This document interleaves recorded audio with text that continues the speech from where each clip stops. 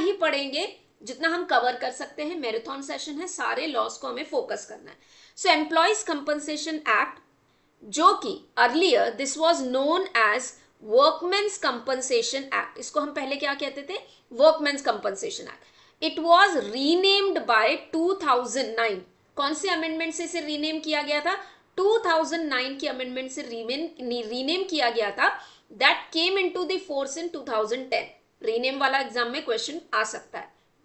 Now earlier जब ये workmen's compensation act नहीं था, जब लॉ नहीं था, तो हम इंग्लिश कॉमन लॉ, हम ब्रिटिश के अंदर में थे, तो इंडिया में अगर किसी को अपनी एक्सीडेंट के लिए कंपनसेशन लेना है एम्प्लॉयर से, तो उन्हें प्रूफ करना पड़ता था कि एम्प्लॉयर की गलती थी।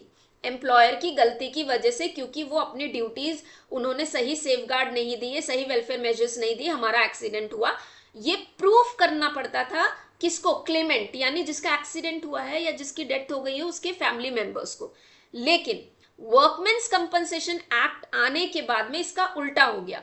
क्या उल्टा हो गया कि अब एम्प्लॉयर प्रूफ करेगा कि वो एम्प्लॉय की गलती थी, इसलिए हम उसे कंपनसेशन नहीं देंगे।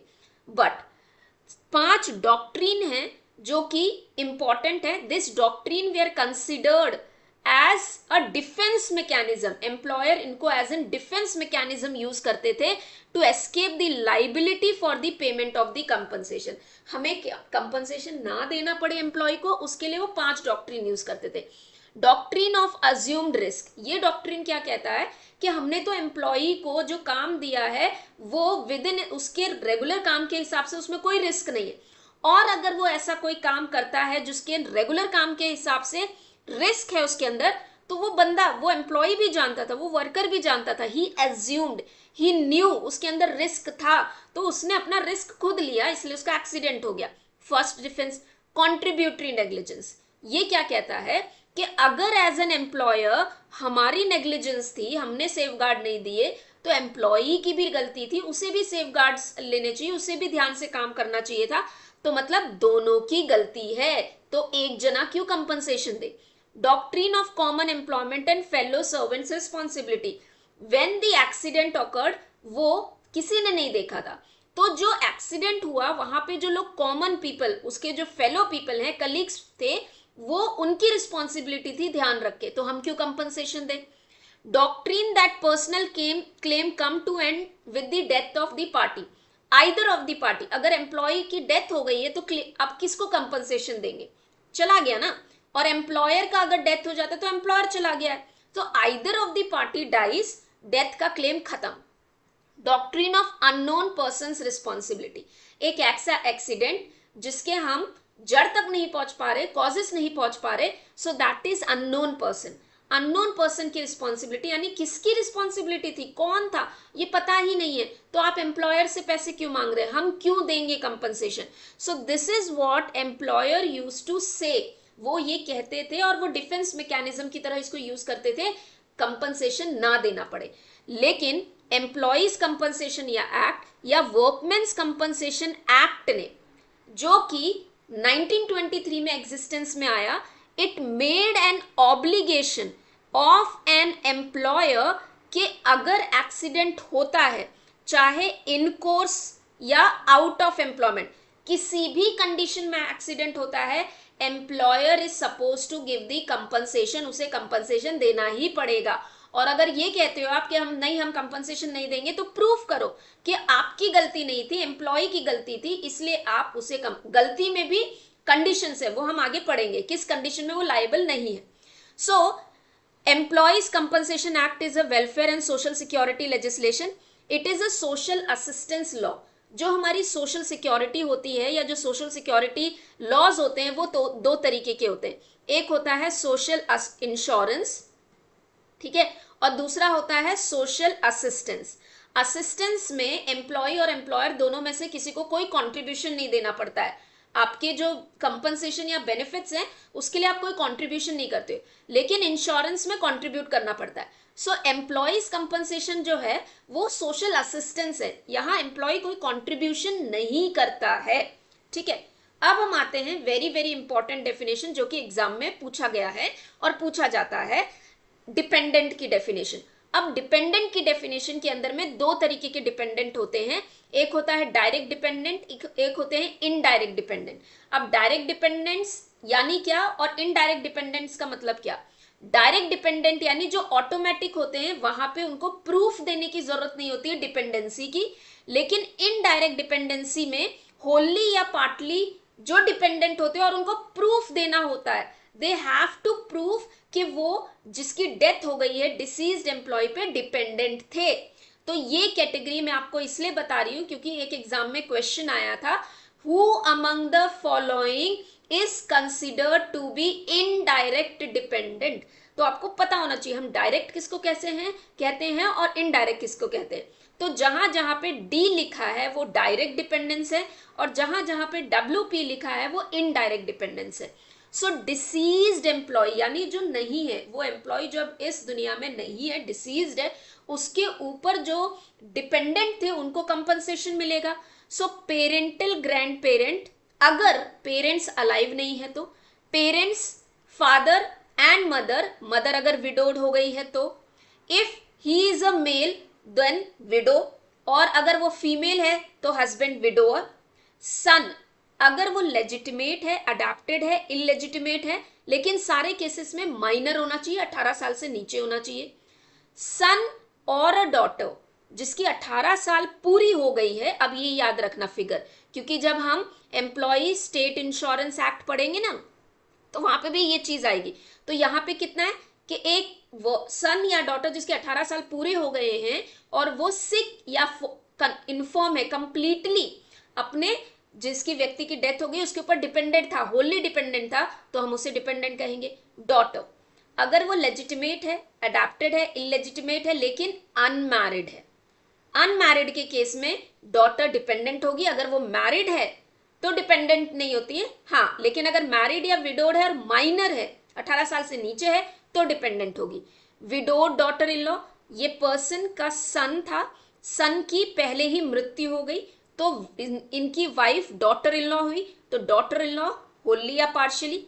Minor child of pre deceased, इनके सन और डॉटर इन लॉ दोनों भी नहीं है, तो जो चाइल्ड है, जो माइनर है, ये प्री डिसीज्ड यानी इनके बेटा और बहू नहीं है, उनके बच्चे। सिस्टर, जो विडो है, माइनर है, मैरिड है, माइनर है, माइनर होना चाहिए अगर विडो और मैरिड है। और माइनर ब्रदर, ब्रदर तब तक डिपेंडेंट होता है तब जब तक वो 18 साल का नहीं होता। तो ये डिपेंडेंट की डेफिनेशन है, highly asked in exam.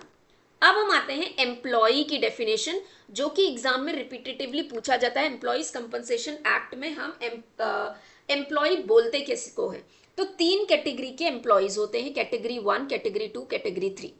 Category के 1 में रेलवे एम्प्लॉय, रेलवे सर्वेंट जो परमानेंटली एम्प्लॉयड नहीं है डिस्ट्रिक्ट या सब डिविजनल में, ऐसे रेलवे सर्वेंट को हम एम्प्लॉय कहेंगे। और वो दूसरे स्केड्यूल में, स्केड्यूल 2, इस लॉ के अंदर के 3 हमारे जो स्केड्यूल है, स्केड्यूल 2 के अंदर के हिसाब से अगर वो एम्प्लॉयड नहीं है, स्केड्यूल 2 क्या है? List of employee. अगर वो स्केड्यूल 2 की कैपेसिटी में नहीं है, वो रेलवे में डिस्ट्रिक्ट या सब डिविजनल में नहीं है, तो उस रेलवे सर्वेंट को हम क्या कहेंगे? उसको हम एम्प्लॉय कहेंगे। Employees working abroad, ship crew, aircraft, motor vehicle work, इन सभी को हम क्या कहेंगे? इन सभी को हम एम्प्लॉय कहेंगे। मोटर व्हीकल के केस में driver, helper, mechanic, cleaner, any other capacity, ये इंपॉर्टेंट है, एग्जाम में पूछा जा सकता है बिकॉज ये सब अमेंडमेंट से एड ऑन किए गए थे। ड्राइवर को भी, हेल्पर को भी, मैकेनिक को भी, क्लीनर को भी। अगर आपका ड्राइवर मोटर व्हीकल लेकर जा रहा है, उस मोटर व्हीकल का एक्सीडेंट हो जाता है, तो आप उसे कंपनसेशन नहीं दोगे? बिल्कुल दोगे, ठीक है। शिप, एयरक्राफ्ट, मोटर व्हीकल, इन सभी, चाहे वो शिप का हो, एयरक्राफ्ट का हो, मोटर व्हीकल का हो, कंपनी रजिस्टर्ड इन इंडिया है तो वो डिपेंडेंट होंगे। 3 कैटेगरी के अंदर में दूसरे स्केड्यूल में जो लिस्ट ऑफ एम्प्लॉइज दी गई है, हम उन सभी को एम्प्लॉई कहेंगे। क्लियर? एनी रेफरेंस, अब देखो, अगर किसी एम्प्लॉय की डेथ हो जाती है तो कंपनसेशन देने के लिए हम डिपेंडेंट को एम्प्लॉय कहते हैं। क्या इंक्लूडेड नहीं है? किसी भी तरीके के armed forces, person working in the armed forces are not included. तो ये है हमारी एम्प्लॉय की डेफिनेशन। another very मैं वही पढ़ाऊंगी जो एग्जाम पॉइंट ऑफ व्यू से इंपॉर्टेंट है। सेक्शन 2G डिफाइन करता है पार्शियल डिसेबलमेंट। अब पार्शियल डिसेबलमेंट का मतलब होता है अर्निंग कैपेसिटी रिड्यूस होना, ठीक है। परमानेंट डिसेबलमेंट का मतलब होता है इनकैपेसिटेट कर देना, यानी हमेशा के लिए आपकी अर्निंग कैपेसिटी खत्म हो गई, यू हैव बीन इनकैपेसिटेट, ठीक है। So partial disablement permanent nature की हो सकती है, टेम्पररी नेचर की हो सकती है, परमानेंट नेचर की हो सकती है। टेम्पररी नेचर की कब होती है? व्हेन अ पर्सन, जब वो काम कर रहा था, जब उसका एक्सीडेंट हुआ, because of that accident his earning capacity has reduce. लेकिन एक एग्जांपल लेके चलते हैं कि उसका हाथ फ्रैक्चर हो गया है, तो केवल उस दौरान जब उसका एक्सीडेंट हो गया, वो रिकवरी कर रहा है, केवल उस दौरान वो काम नहीं कर सकता जो वो कर सकता था पहले, ठीक है। अब वो मशीन हाथ से चलाता था तो अब नहीं चला पा रहा है, तो ये टेम्पररी नेचर का है। तो अभी क्या हो रहा है, जो अभी वो काम करेगा उसकी अर्निंग यानी उसको जो पैसे मिलेंगे वो कम मिलेंगे, तो इसे हम क्या कहते हैं? Temporary nature.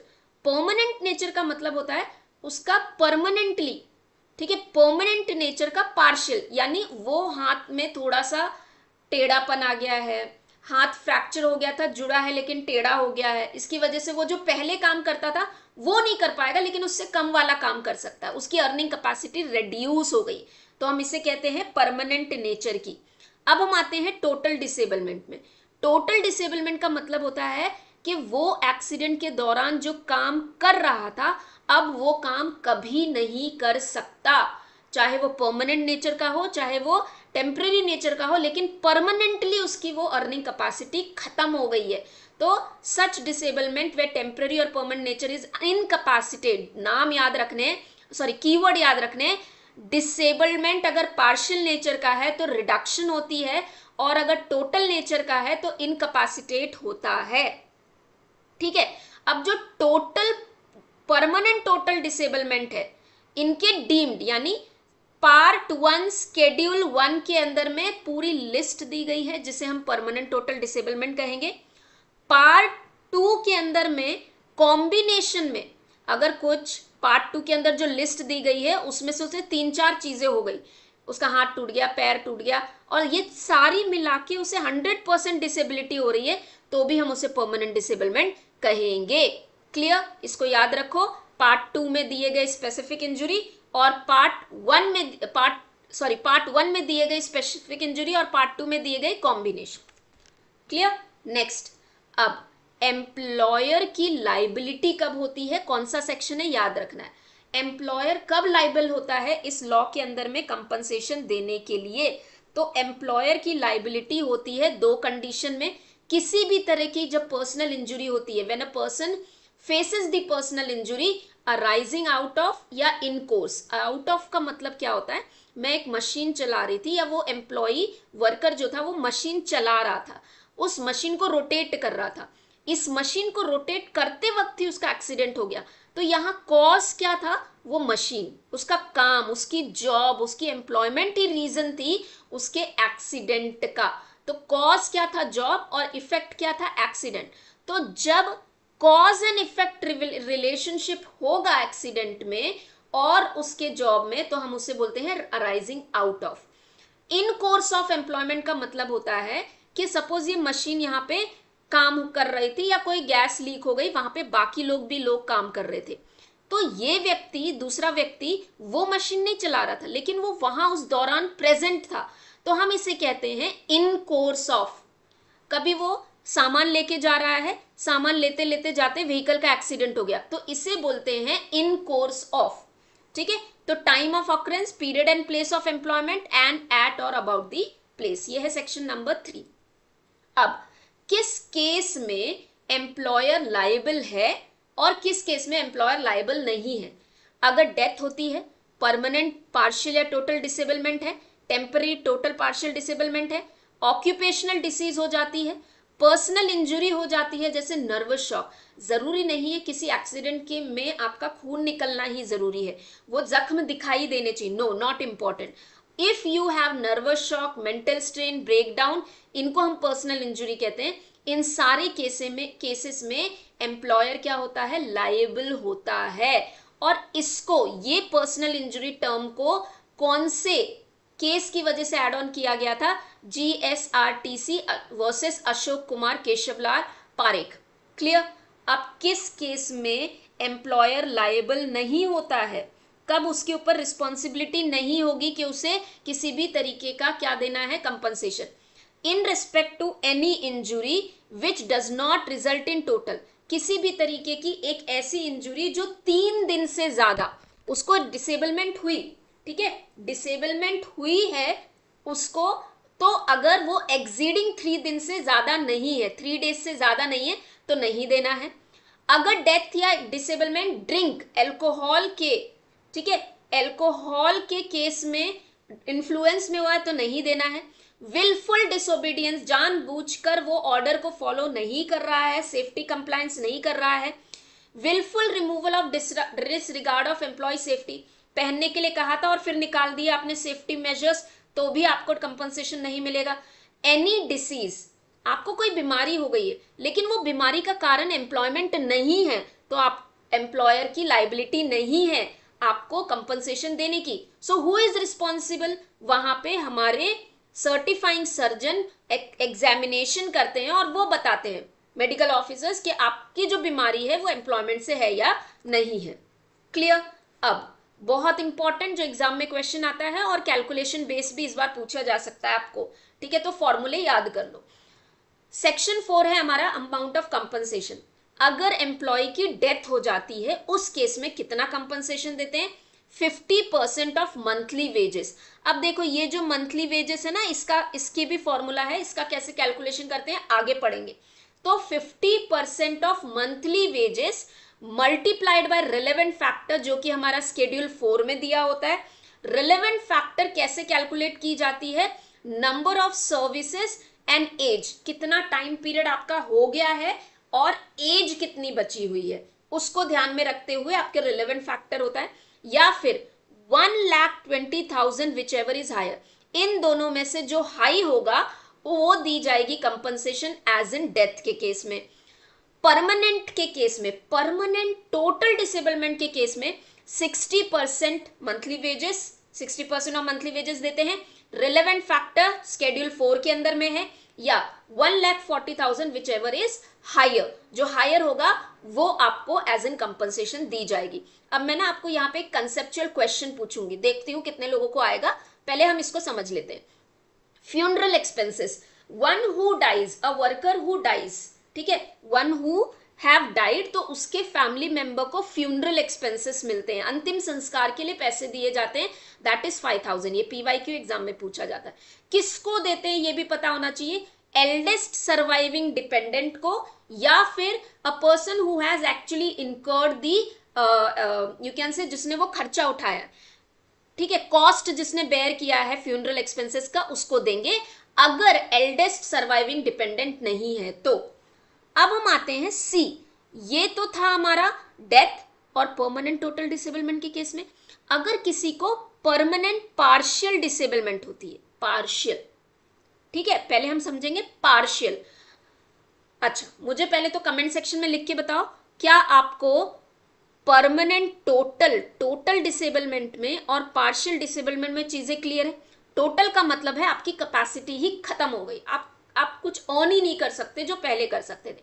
पार्शियल का मतलब है कि 80, अगर आप 100% काम कर सकते थे पहले, अब आप केवल 50% काम कर सकते हो, उसे कहते हैं पार्शियल। अब ये जो पार्शियल होती है ना, टेम्परेरी नेचर के लिए होता है, मतलब मेरा पैर फ्रैक्चर हो गया है, 6 महीने बाद मैं वापस काम पे लौट जाऊंगा, लेकिन वो 6 महीने तो मैंने काम नहीं कर पा रहा हूं ना, तो वो क्या हो गया, पार्शियल नेचर का है और टेम्परेरी नेचर का है, डन।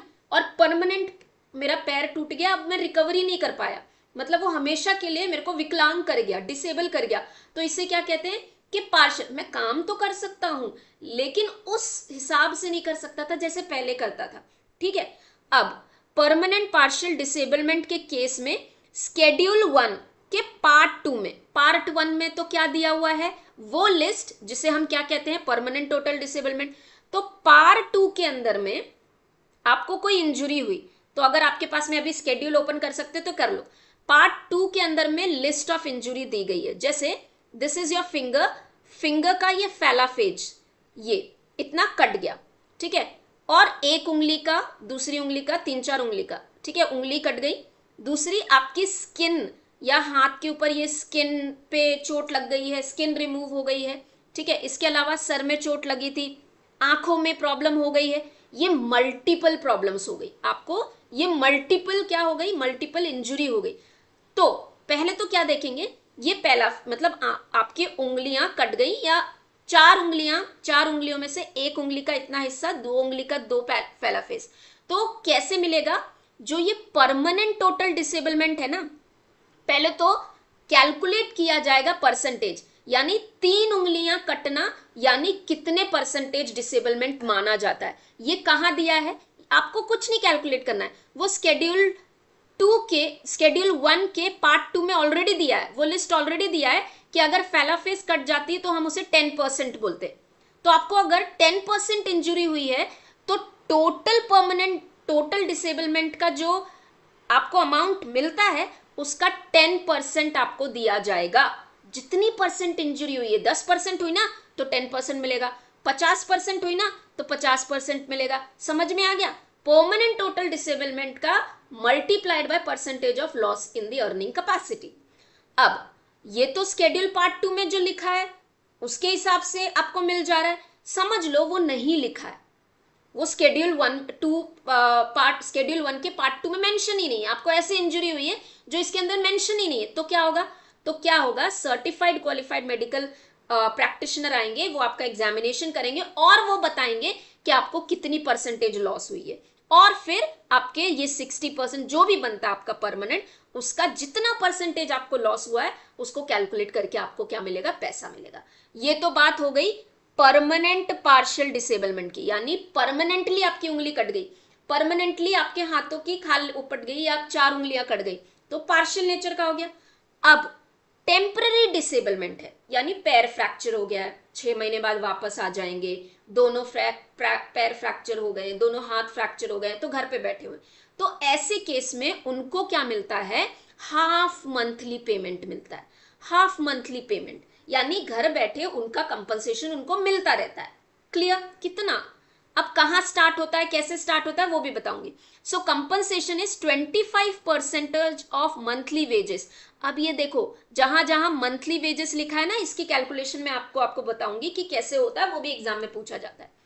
पहला, पेमेंट कब स्टार्ट होगा, अगर किसी भी तरीके की टेम्पररी डिसेबलमेंट 28 दिनों से ज्यादा है, ठीक है, क्या है, ज्यादा है, यानी ये ज्यादा है, 30 है, 40 है, 6 मंथ है, तो ये 28 दिनों से क्या है, ज्यादा है।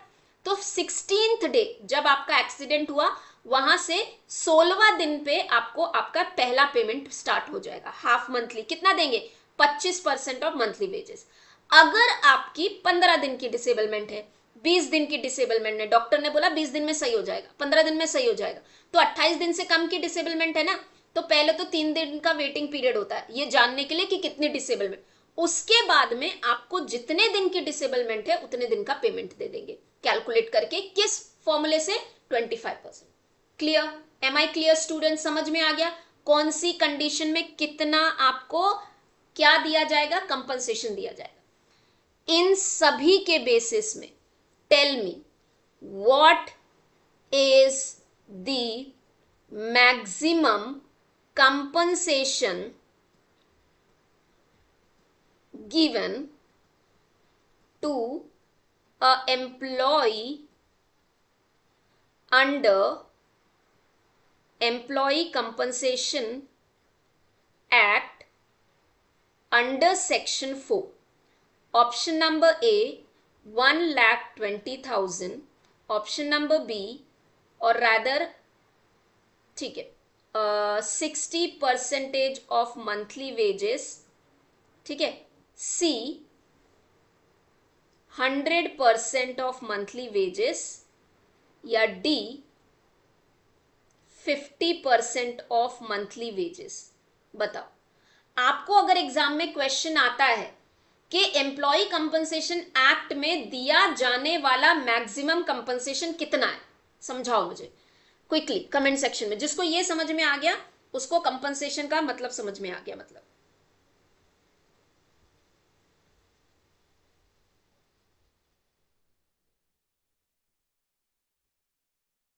हम्म,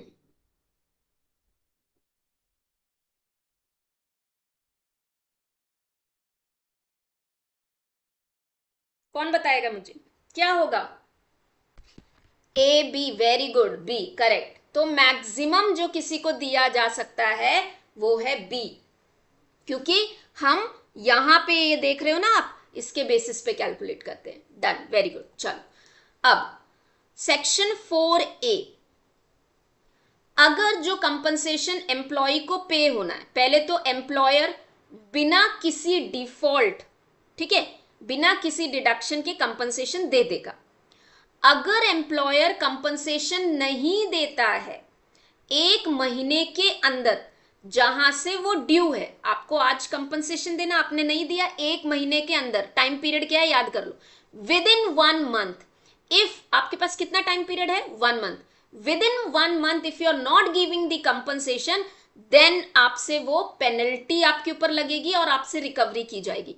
तो in addition to amount of arrear, यानी आपसे रिकवर कर रहे हैं एज एन एरियर, प्लस आपके ऊपर इंटरेस्ट लगेगा कितना? 12%। और इन केस आपसे जस्टिफिकेशन भी माना जाएगा। पहले तो आपसे जो अमाउंट आपने पे नहीं किया वो as an amount of arrear लिया जाएगा, उस पर 12% का इंटरेस्ट भी लिया जाएगा। अब आपसे जस्टिफिकेशन मांग रहे कि बताओ देर क्यों हुई, आपने पैसा क्यों नहीं दिया। आप जस्टिफाई नहीं कर पाए तो एरियर्स, जो पैसा आपने पे नहीं किया वो, प्लस इंटरेस्ट प्लस पेनल्टी लगेगी। अब वो पेनल्टी कितनी लगेगी? 50% ऑफ सच अमाउंट। कौन सच अमाउंट? यानी जितना आपका पेमेंट, सपोज 50,000 रुपए आपको एज एन कंपनसेशन देना था, आपने नहीं दिया, तो 50,000 के ऊपर तो 12% इंटरेस्ट भी लगेगा, ये पैसा भी देना पड़ेगा। इसका मैक्सिमम 50% और यानी 25,000 रुपए तक आपको पेनल्टी लग सकती है। अब हम आते हैं section number 5, method of calculating wages. देखो ये यहां पे मंथली वेजेस की बात कर रही थी मैं। जब हम 60% ऑफ मंथली वेजेस कहते हैं या 50% ऑफ मंथली वेजेस कहते हैं, उसके अंदर में मंथली वेजेस का मतलब क्या होता है?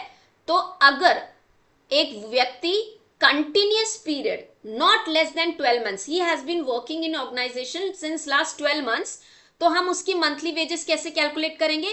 1/12 ऑफ टोटल वेजेस। जो भी उसकी 12 एवरेज वेजेस होगी, ठीक है, उसको हम 1/12 करके डिवाइड कर देंगे और वहां जाके फॉर्मूले में डाल देंगे।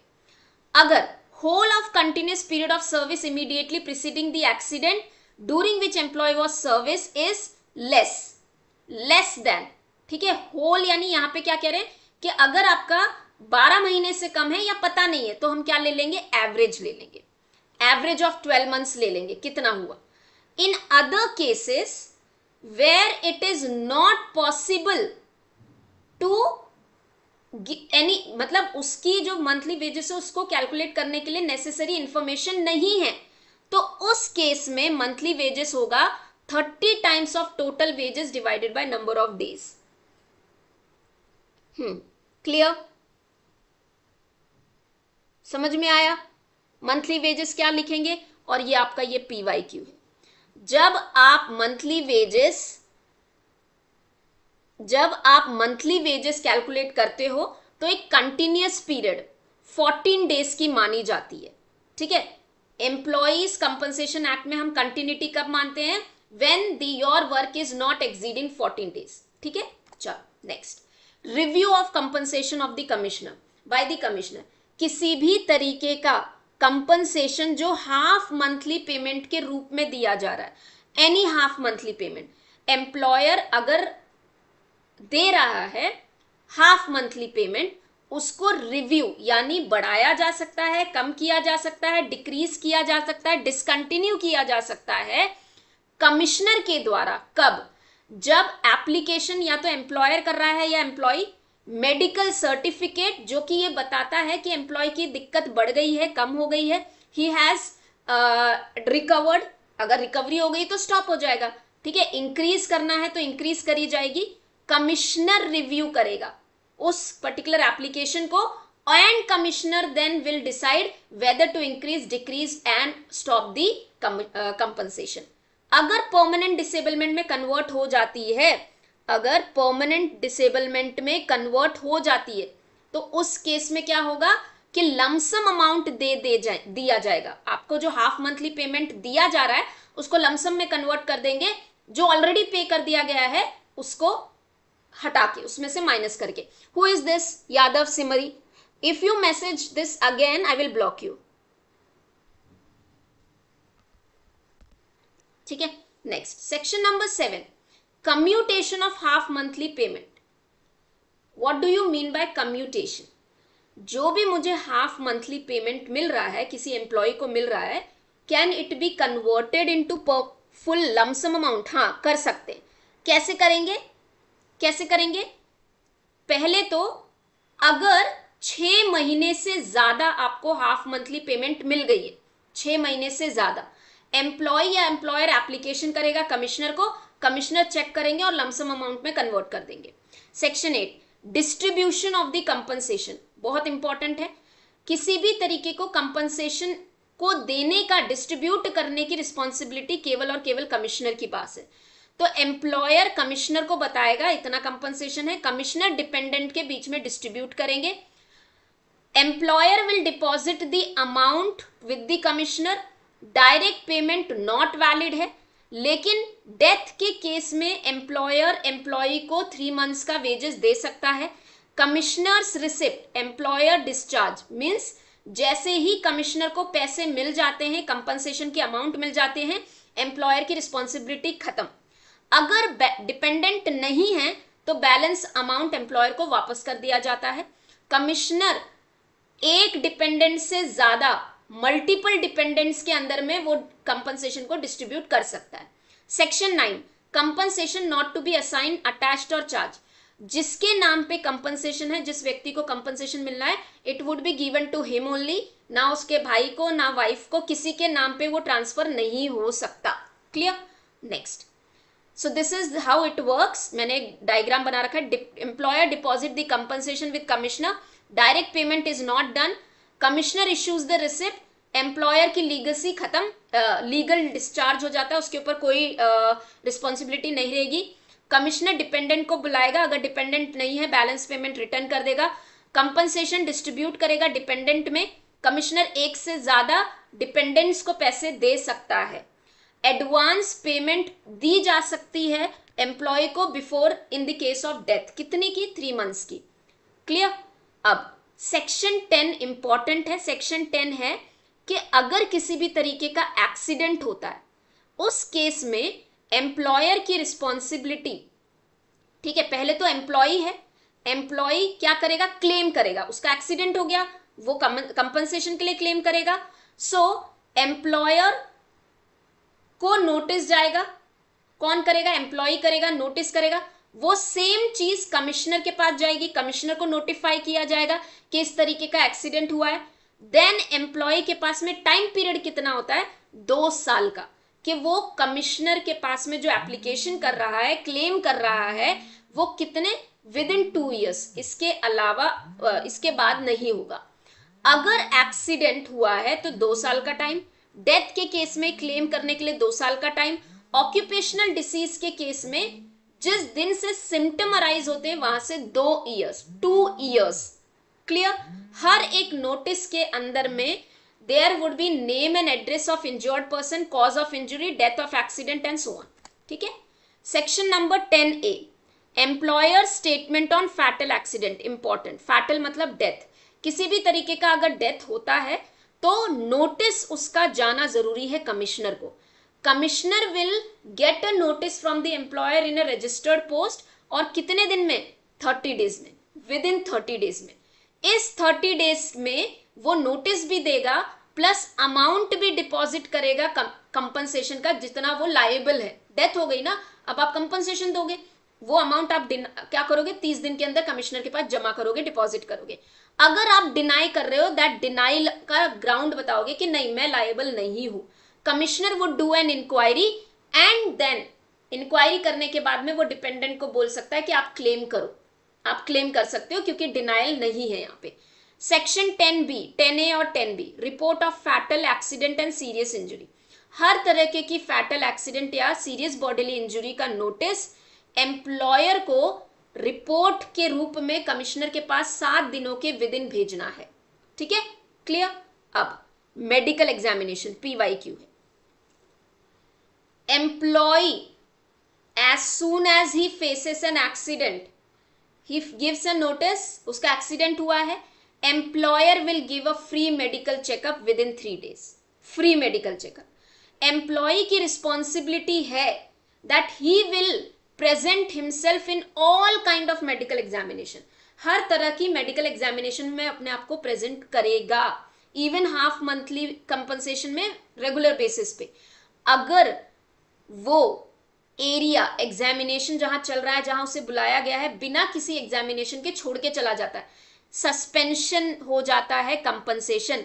Right of compensation is suspended till the point he returns back. ये PYQ है, 2025 में पूछा गया था। इन केस अगर एम्प्लॉय की मृत्यु हो जाती है, डेथ हो जाती है, मेडिकल एग्जामिनेशन के केस में, मेडिकल एग्जामिनेशन नहीं हुआ है, उसने नहीं करवाया और वो डेथ हो गई, तो कमिश्नर डिपेंडेंट को कंपनसेशन देगा। इफ मेडिकल एग्जामिनेशन के द्वारा डॉक्टर ने कहा कि आपको ये चीजें फॉलो करनी है, ये मेडिसिन लेनी है, in case employee is disobeying the doctor's instruction और उसकी जो बीमारी है वो एग्रावेटेड हो गई यानी बढ़ गई, ऐसे केस में आपने इंजरी आपकी बढ़ा ली, प्रॉपर ट्रीटमेंट नहीं लिया, आपको उतना ही कंपनसेशन मिलेगा जितनी आपकी ओरिजिनल इंजरी थी एग्जामिनेशन के बाद में। Compensation is reduced, refusal, disregard और failure that injury has been. अगर आपने कोई चीज मानी नहीं, डिसरिगार्ड कर दिया, दवाई नहीं खाई और आपकी बीमारी बढ़ गई, तो आपकी कंपनसेशन को रिड्यूस कर दिया जाएगा। अब 15 है, 15B इंपॉर्टेंट है, स्पेशल प्रोविजन है मास्टर एंड सीमैन के लिए, एयरक्राफ्ट क्रू मेंबर के लिए और एम्प्लॉयज वर्किंग अब्रॉड के लिए। अगर कोई वर्कर किस केस में है? शिप के केस में। ठीक है, शिप के केस में है, अगर वो उस शिप में काम कर रहा है, ठीक है, तो मास्टर हो या सीमैन हो, जो शिप में काम करते हैं, एक तो मास्टर होता है और जो बाकी मेंबर होते हैं सीमैन कहते हैं। तो अगर एक्सीडेंट हो जाता है तो उस केस में मास्टर ऑफ द शिप को हम क्या कहते हैं? एम्प्लॉयर कहते हैं। और नोटिस एक्सीडेंट का मास्टर के पास जाएगा। एक्सीडेंट एंड डिसेबलमेंट अगर बोर्ड पे होती है, देखो दो चीजें हैं, वो शिप पे था, शिप के दौरान ट्रैवल कर रहा था, कहीं पे गया था, एक्सीडेंट हो गया, ठीक है, ऐसे केस में जो मास्टर ऑफ द शिप है उसको एम्प्लॉयर समझेंगे और उसके पास नोटिस जाएगा। अगर उसी शिप में उसका एक्सीडेंट हो गया तो नोटिस देने की जरूरत नहीं है। एयरक्राफ्ट के केस में भी सेम, हम कैप्टन को एम्प्लॉयर कहेंगे। डिसेबलमेंट बोर्ड में हुआ यानी एयरक्राफ्ट के दौरान हुआ तो नोटिस देने की जरूरत नहीं है। अब एम्प्लॉयज एब्रॉड, बाहर काम कर रहे हैं, तो जहां जिस कंट्री में वो पर्टिकुलर कंपनी है, इंडिया में रजिस्टर है, उसका सब्सिडरी उस कंट्री में, तो वहां का जो लोकल एजेंट होगा ना, रिप्रेजेंटेशन, उसको हम मानेंगे, क्या मानेंगे? एम्प्लॉयर। उसको क्या दिया जाएगा? नोटिस दिया जाएगा। सीमैन के पास में कितने महीने का टाइम होता है क्लेम करने के लिए? 1 ईयर का डेथ के केस में। कैप्टन के पास में यानी एयरक्राफ्ट के केस में 1 ईयर का टाइम पीरियड होता है। एब्रॉड के केस में, डेथ के केस में 1 ईयर का टाइम होता है। अगर शिप लॉस्ट हो गई है, एयरक्राफ्ट लॉस्ट हो गया है, तो 18 महीने का टाइम पीरियड होता है डिपेंडेंट के पास में। क्लियर? समझ में आ गया? चलो आगे चलते हैं। Section 16, returns, annual return submit करना, ये गवर्नमेंट नोटिफिकेशन से होता है। गवर्नमेंट नोटिफाई करती है कि आप अपने एनुअल रिटर्न सबमिट करो। कौन सी गवर्नमेंट? State government. याद रखेंगे, यहाँ सेंट्रल गवर्नमेंट नहीं है, यहाँ अप्रोप्रिएट गवर्नमेंट नहीं है, यहाँ से state government. State government notification देती है एम्प्लॉयर को कि आप अपने एनुअल रिटर्न सबमिट करो। एक ऐसा एनुअल रिटर्न जिसके अंदर अभी तक कितनी इंजरी हुई है, कितने कंपनसेशन आपने पे किए हैं और बाकी सारी उससे रिलेटेड डिटेल, सब कुछ आपको स्टेट गवर्नमेंट को देनी है। सेक्शन 17 है, duty of employer to inform the employee of his right. Very very important, इसको अमेंडमेंट 2017 से एड ऑन किया गया था। हर एक एम्प्लॉयर की रिस्पॉन्सिबिलिटी है at the time of employment, जब वो ज्वाइन करता है, कि उसकी राइट ऑफ कंपनसेशन क्या है in a language which is understandable by an employee in writing और इलेक्ट्रॉनिक। पेनल्टी इंपॉर्टेंट है, मैं पेनल्टी आपको स्पेसिफिकली सेक्शन 18A में नोटिस, अगर आपको जो नोटिस देना होता है, ठीक है, स्टेटमेंट, आप एनुअल रिटर्न का स्टेटमेंट देते हो, रिपोर्ट सबमिट करते हो 10B में, रिटर्न सबमिट करते हो, इन केस में अगर किसी भी तरीके की आपने ऑफेंस किया है, पेनल्टी 50,000 से 1 लाख तक का इंपोज किया जा सकता है, ठीक है। Reference of commissioner, now reference to commissioner, अगर किसी भी तरीके का डिस्प्यूट है, liability of pay of compensation, यानी एम्प्लॉयर लाइबल है या नहीं, किस कंडीशन में लाइबल है, एम्प्लॉय का स्टेटस क्या था, परमानेंट था, टेम्पररी था, कंपनसेशन अमाउंट कितना है, ड्यूरेशन कितना है डिसेबिलिटी का, नेचर ऑफ एक्सटेंट क्या है, किस नेचर की डिसेबिलिटी है, इस तरीके के सारे डिस्प्यूट को रिजॉल्व करने की पावर कमिश्नर की है। किसी भी तरीके का सिविल कोर्ट के पास किसी भी तरीके की कोई जुडिक्शन नहीं है। Section 20, appointment of commissioner, commissioner का अपॉइंटमेंट कौन करता है, स्टेट गवर्नमेंट करती है, सेंट्रल नहीं, state government appoint, must have at least 5 years of experience. क्या क्वालिफिकेशन है कि जुडिशियल ऑफिसर एज एन, उसके पास 5 साल का एक्सपीरियंस होना चाहिए, एडवोकेट, प्लीडर या गजेटेड ऑफिसर कोई भी हो, 5 साल का एक्सपीरियंस हो, plus qualification and experience as personal manager.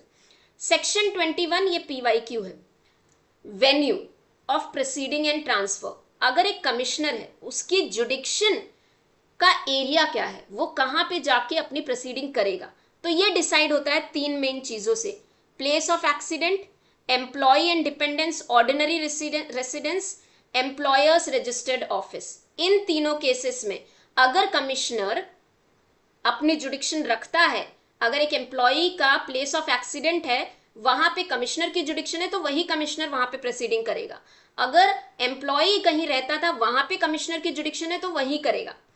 India के बाहर अगर एक्सीडेंट हुआ है, तो ओनर एजेंट और कंपनी का जो रजिस्टर्ड ऑफिस होगा, जहां लोकेटेड होगा, वो कमिश्नर वहां पे अपनी प्रोसीडिंग्स करेगा। 22A, power of a commissioner to require further deposit. अब क्या होता है, एम्प्लॉयर की रिस्पॉन्सिबिलिटी होती है कंपनसेशन को डिपॉजिट करो कमिश्नर के पास।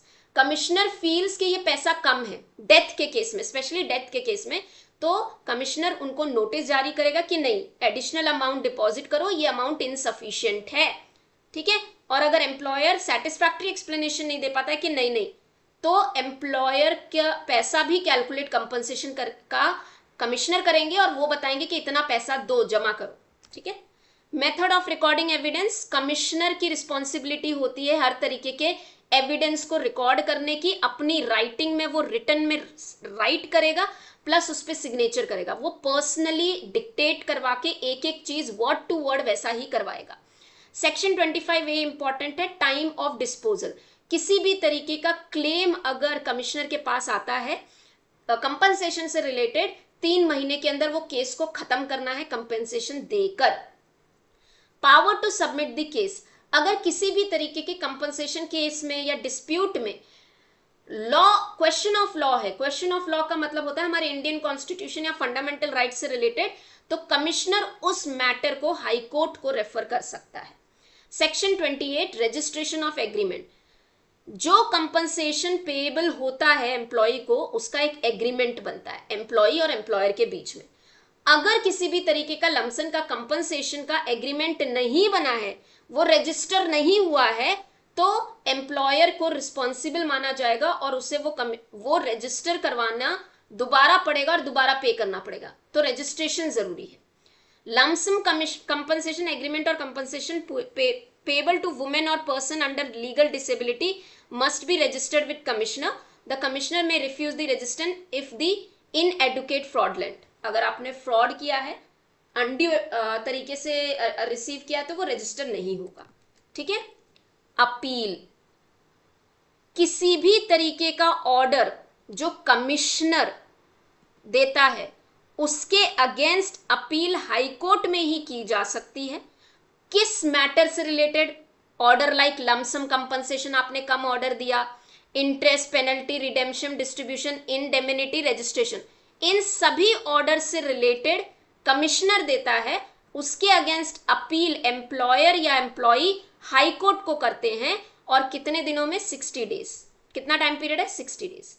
रिकवरी, अगर किसी भी तरीके का कंपनसेशन पेएबल नहीं किया गया है, कमिश्नर रिकवर करेगा as an land of by as an arrear on the land revenue, और इस केस में हम कमिश्नर को public officer under land revenue act of 1890 कहेंगे।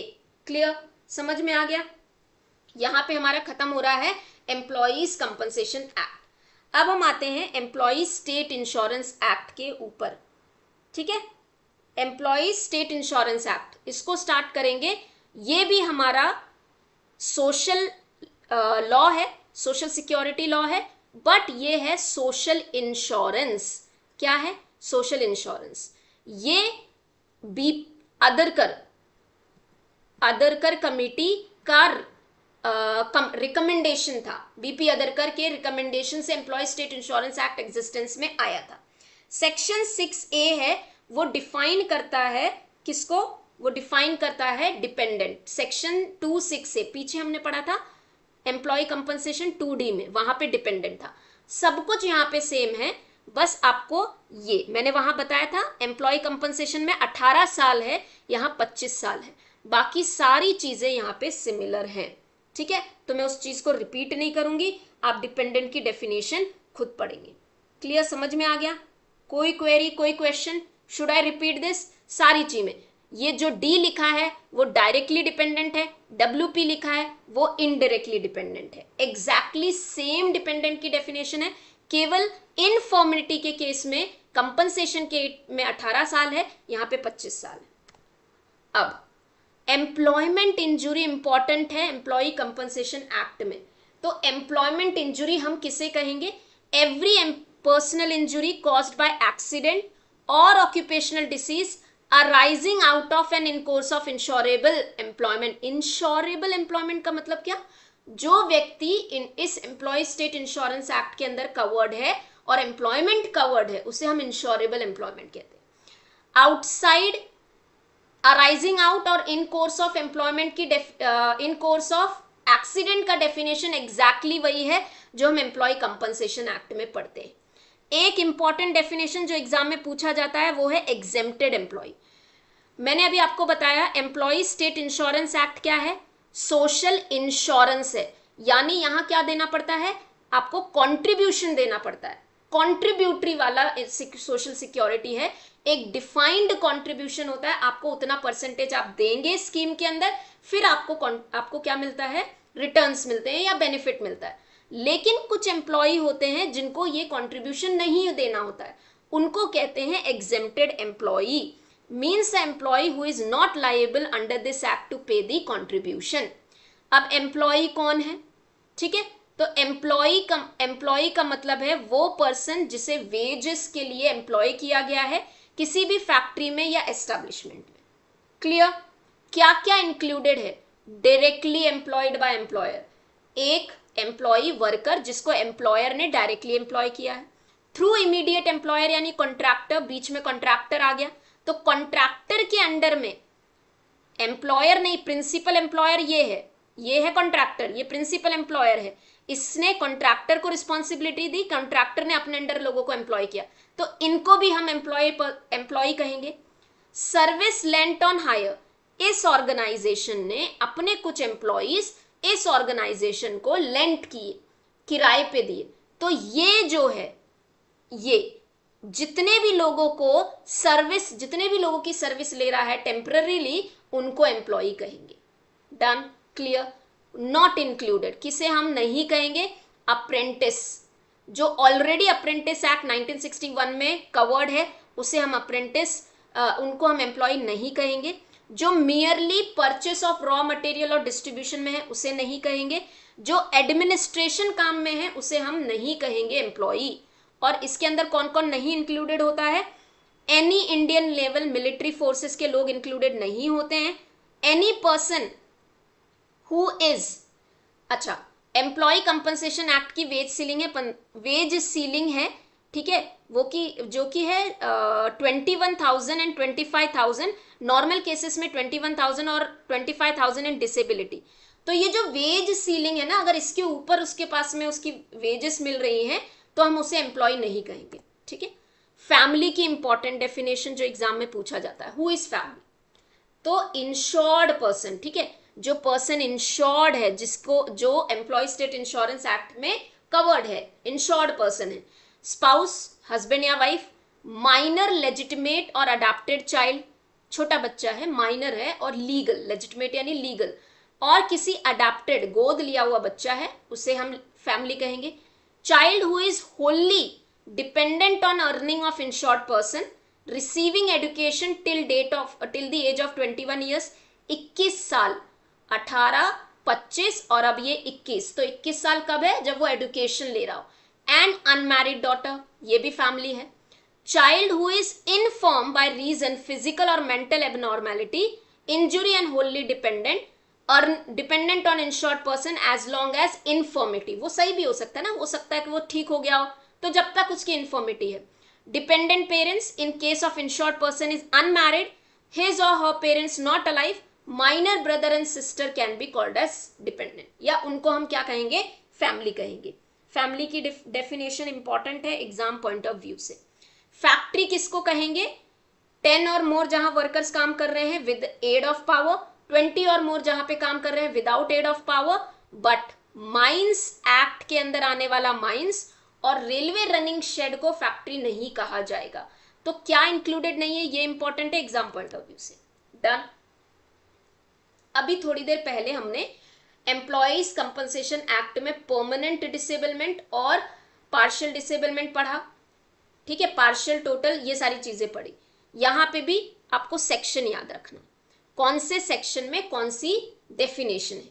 Section 15A permanent partial disablement, तो पार्शियल है तो हम रिडक्शन याद करेंगे, रिड्यूस कर देता है। परमानेंट टोटल डिसेबलमेंट यानी हम इनकैपेसिटेट याद कर लेंगे। टेम्पररी डिसेबलमेंट का मतलब है रिडक्शन या कंप्लीट इनकैपेसिटेट होता है बट टेम्पररी पीरियड के लिए।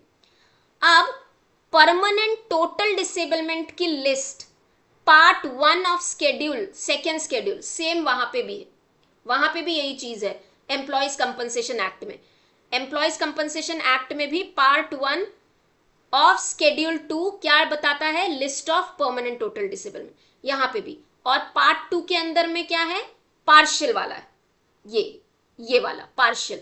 पार्ट 2 ऑफ शेड्यूल 2 को हम क्या कहते हैं, पार्शियल।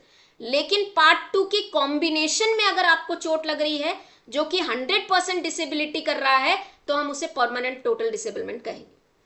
और किसी भी मेडिकल कंडीशन को जहां पे मेडिकल ट्रीटमेंट की रिक्वायर होती है, टेम्पररी बेसिस पे टेम्पररी इनकेपेबल कर रहा है, हम उसे टेम्पररी डिसेबलमेंट कहते हैं, ठीक है। चलो, अब इस लॉ के अंदर में 3 इंपॉर्टेंट बॉडीज है। कौन सी बॉडीज में क्या स्ट्रक्चर है, सब कुछ मैंने यहां पे दिया हुआ है। पहले तो मुझे कमेंट सेक्शन में लिख के बता दो, क्या स्लाइड विजिबल है? Is the slide visible? I don't know, मेरे को थोड़ा सा कमेंट्स नहीं आ रहे हैं।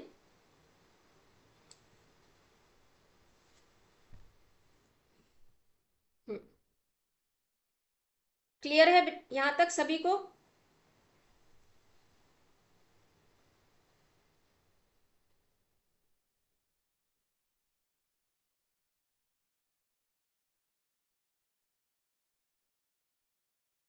जिसको लाइव क्लास से प्रॉब्लम है प्लीज आप रिकॉर्डेड देख ले, ठीक है।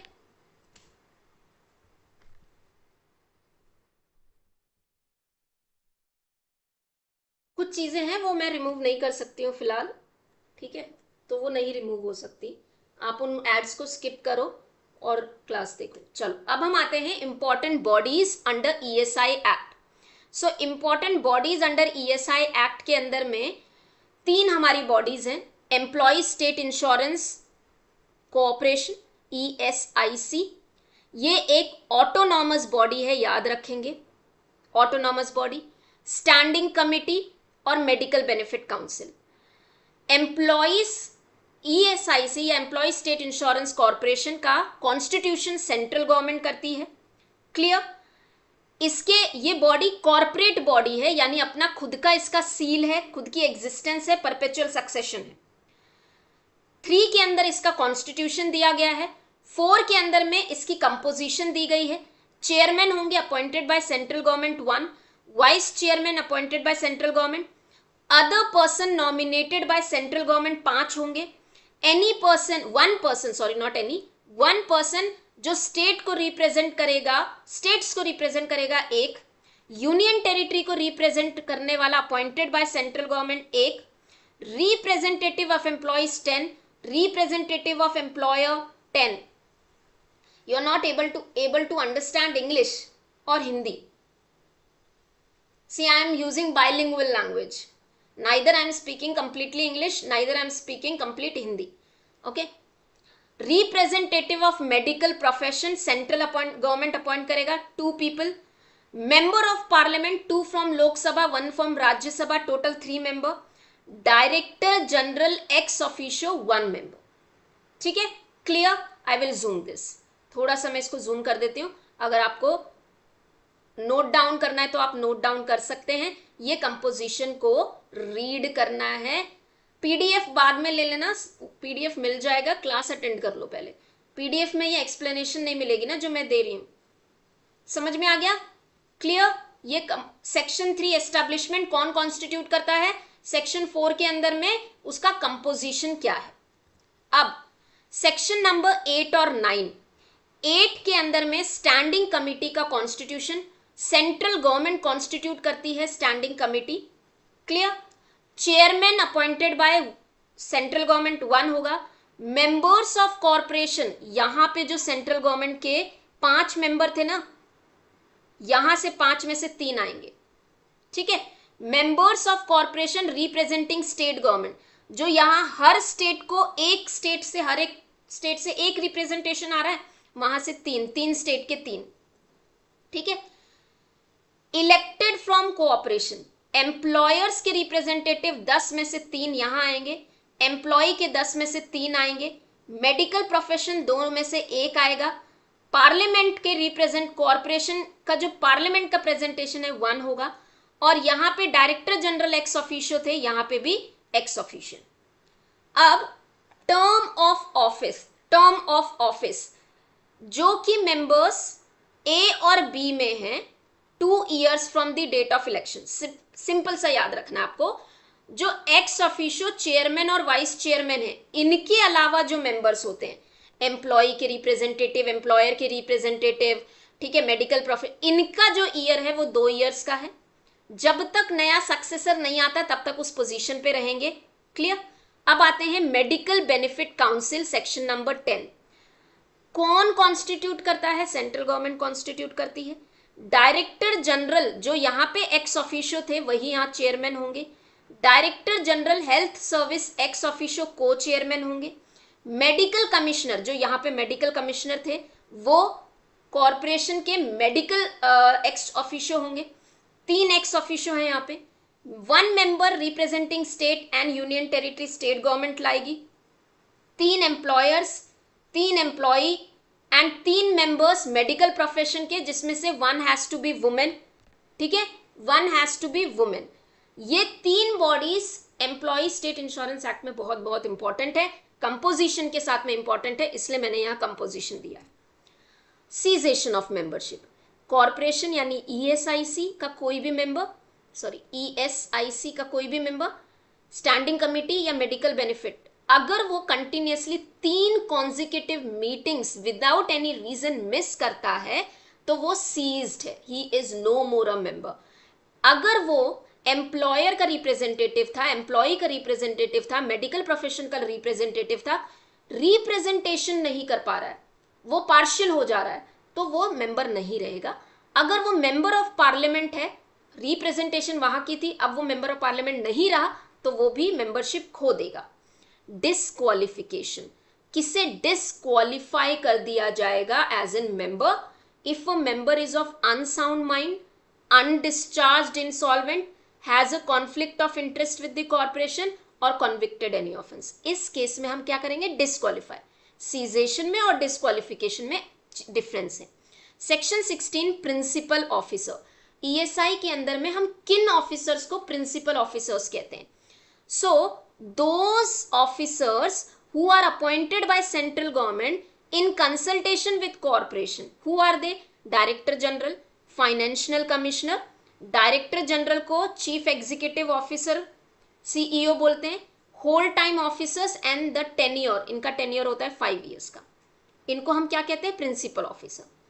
Acts not invalid. अब देखो, अगर किसी केस में ईएसआईसी, कॉरपोरेशन या मेडिकल बेनिफिट काउंसिल के अपॉइंटमेंट, यानी जो मेंबर हैं उनकी अपॉइंटमेंट में डिफेक्ट है, प्रॉब्लम है, कोई मेंबर क्वालिफाइड नहीं था या कोई मेंबर प्रेजेंट नहीं है, जस्ट इसकी वजह से हम इसकी किसी भी प्रोसीडिंग, इन 3 कमिटीज की, इन 3 बॉडीज की प्रोसीडिंग्स को इनवैलिड नहीं कहेंगे, they are valid. 25 is very very important. Section 25 में कॉरपोरेशन ईएसआईसी के पास पावर होती है कि वो हर एक रीजन में, अगर उनको लगता है regional board, local committee, regional local medical benefit council appoint कर सकते हैं, कॉन्स्टिट्यूट कर सकते हैं और उनको पावर डेलीगेट कर सकते हैं। क्लियर? चलो, fund, employee state insurance fund कौन कॉन्स्टिट्यूट करेगा? सेंट्रल गवर्नमेंट कॉन्स्टिट्यूट करेगी, सॉरी, हाँ, गवर्नमेंट कॉन्स्टिट्यूट करती है। और एम्प्लॉय स्टेट इंश्योरेंस कॉर्पोरेशन इसको एडमिनिस्टर करता है। इसके अंदर में कौन सा पैसा आता है? Grant, donation, gift, reserve bank of India, किसी भी तरीके का, सॉरी, किसी भी तरीके का जो इनकमिंग है वो इस पर्टिकुलर फंड में आएगा। और इसका एक अकाउंट कहां मेंटेन्ड होता है? रिजर्व बैंक ऑफ इंडिया या किसी अप्रूव्ड बैंक। ऑडिट कौन करेगा? सो कॉरपोरेशन का जो अकाउंट है वो एनुअली ऑडिट किया जाता है सीएजी से। Audit report along with the corporation's comment would be submitted to central government. Annual report कौन देता है? कॉरपोरेशन देती है। किसको? सेंट्रल गवर्नमेंट को। ऑडिट और दोनों की रिपोर्ट सेंट्रल गवर्नमेंट के पास जाएगा। जो भी रिपोर्ट और एनुअल रिपोर्ट या ऑडिट रिपोर्ट आ रही है, जो सीएजी रिपोर्ट सबमिट कर रहा है, कॉरपोरेशन के कमेंट है, वो पार्लियामेंट के सामने रखे जाते हैं, उनके ऊपर डिस्कशन होता है। सेक्शन 37 पीवाईक्यू है। जितनी भी ईएसआईसी की असेट्स और कॉर्पोरेशन के असेट्स और लाइबिलिटीज है, उनका वैल्यूएशन होगा every 3 year by a valuer who is approved by central government. ठीक है, वैल्यूएशन हर 3 साल पे होता है और सेंट्रल गवर्नमेंट को जब भी लगता है कि वैल्यूएशन करना है, नेसेसरी है, तब भी किया जा सकता है। अब हम आते हैं इंपॉर्टेंट ईएसआई कंट्रीब्यूशन पे। यहां तक क्लियर है बच्चों? Students, am I clear?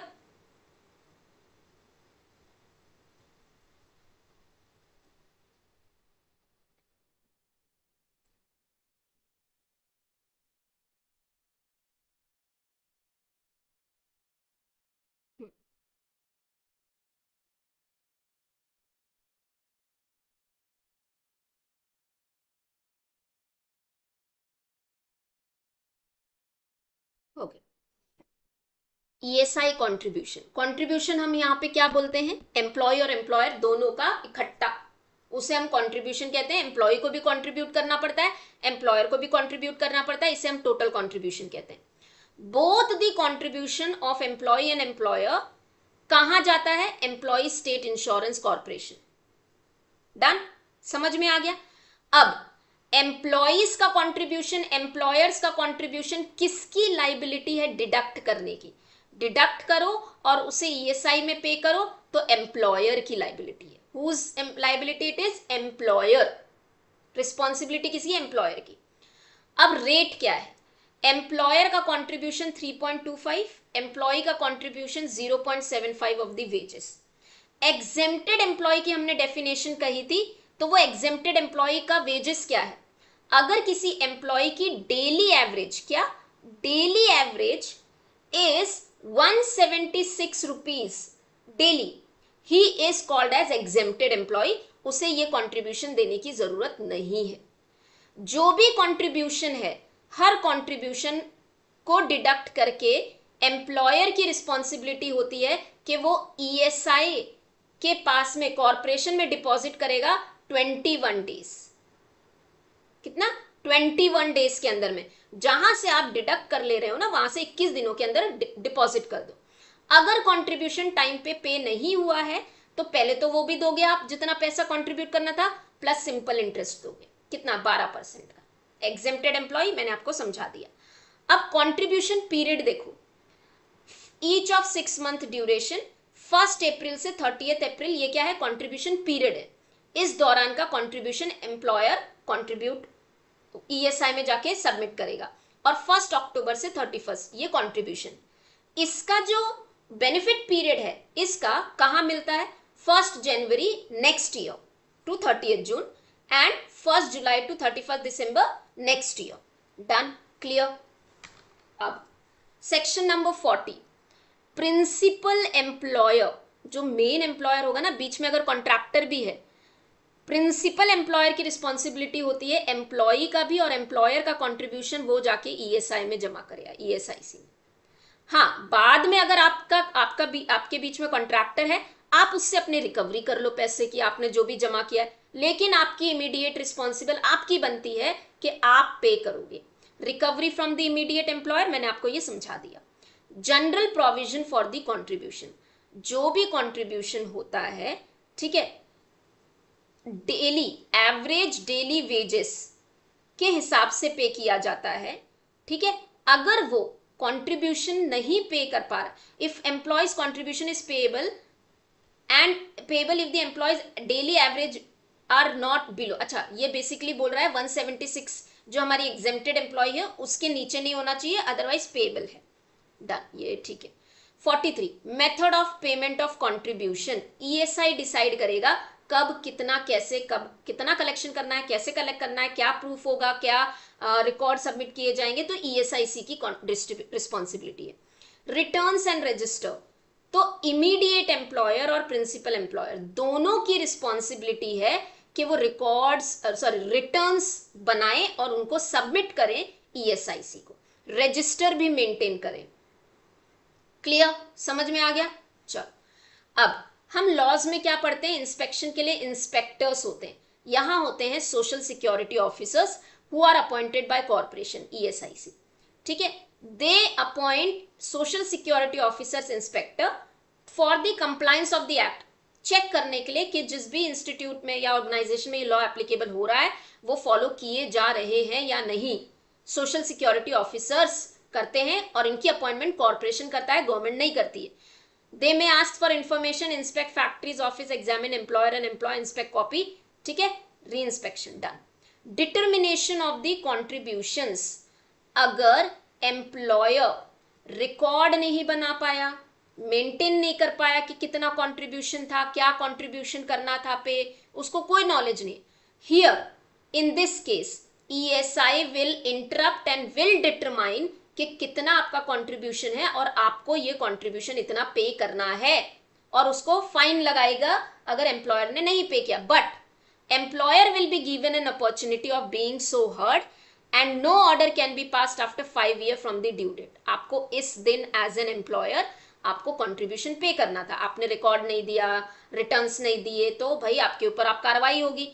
तो ईएसआई पहले तो ईएसआईसी पहले डिसाइड करेगी कि इतना कंट्रीब्यूशन आपका ड्यू है, आपने इतना पे करना है, दे दो, ठीक है। ये सब करने के लिए कितना टाइम पीरियड है ईएसआई के बाद, 5 साल। 5 साल के बाद आप नहीं बोलोगे 5 साल गुजर गए ड्यू डेट से और आप नींद से जागे, तो नहीं हो सकता।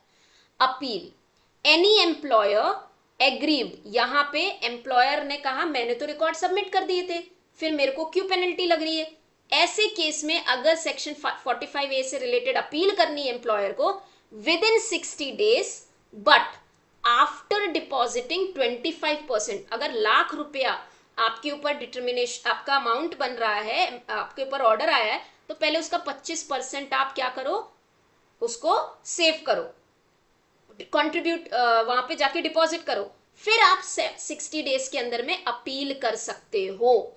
अगर अपील सक्सेसफुल रही और कहा कि नहीं आपका पैसा आपने जो जमा किया वो ज्यादा कर दिया, तो आपको रिफंड कर दिया जाएगा। रिकवरी ऑफ कंट्रीब्यूशन, अगर किसी तरीके का कंट्रीब्यूशन आप नहीं करते हो, आपको वार्निंग भी दी गई थी, नोटिस भी दी गया था, तो अब आपसे रिकवर किया जाएगा, और रिकवरी होती है as an arrear of the land revenue. Recovery कौन करता है, रिकवरी ऑफिसर्स करते हैं, ठीक है। रिकवरी ऑफिसर्स को ऑथराइज्ड, जो हमारी ऑथराइज्ड ऑफिसर्स है ना, जनरल जो हमने ऑफिसर्स पढ़े, वो क्या देते हैं, रिकवरी ऑफिसर को सर्टिफिकेट जनरेट करके देते हैं कि ये अमाउंट है, इतना पैसा है, रिकवर करके लेके आओ। The recovery officer will recover that amount as an attachment of sale of property, arrest, detention of employer or the appointment of the receiver. यानी नीलामी कर देंगे उनके सामान की, उनको अरेस्ट कर सकते हैं, प्रॉपर्टी को सेल कर सकते हैं, कुछ भी करके वो पैसा रिकवर करके लेके आएंगे. So that is 45C. Okay, अब हम आते हैं बेनिफिट्स में. चैप्टर नंबर 5 जो है ना वो बेनिफिट है ईएसआई में. तो ईएसआई में हमें कौन से बेनिफिट मिलते हैं, ये बहुत बहुत इंपॉर्टेंट है, एग्जाम में पूछा जाता है, ये भी पीवाईक्यू है.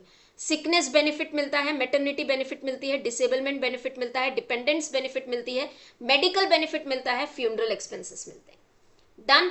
ये आपको पता ही होने चाहिए, बाकी आप याद कर सकते हो तो बढ़िया बात है.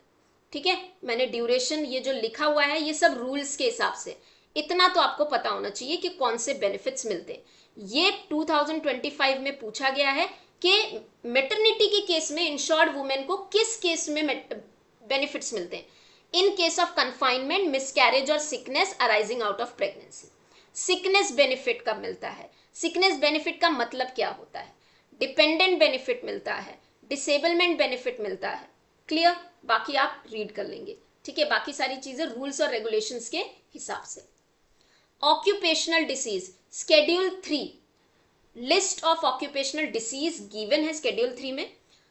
Part A, part 3, part C है, 3 पार्ट हैं स्केड्यूल 3 के. पार्ट ए जिसे हम मानेंगे कि ये ऑक्यूपेशनल डिसीजेस हैं. पार्ट बी, अगर वो लिस्ट में आपको कोई भी डिसीज होती है तो आपके करंट एम्प्लॉयमेंट में 6 महीने होने चाहिए. आपने 6 महीने काम किया और पार्ट बी का डिसीज हो रहा है तो आपको कंपनसेशन मिलेगा.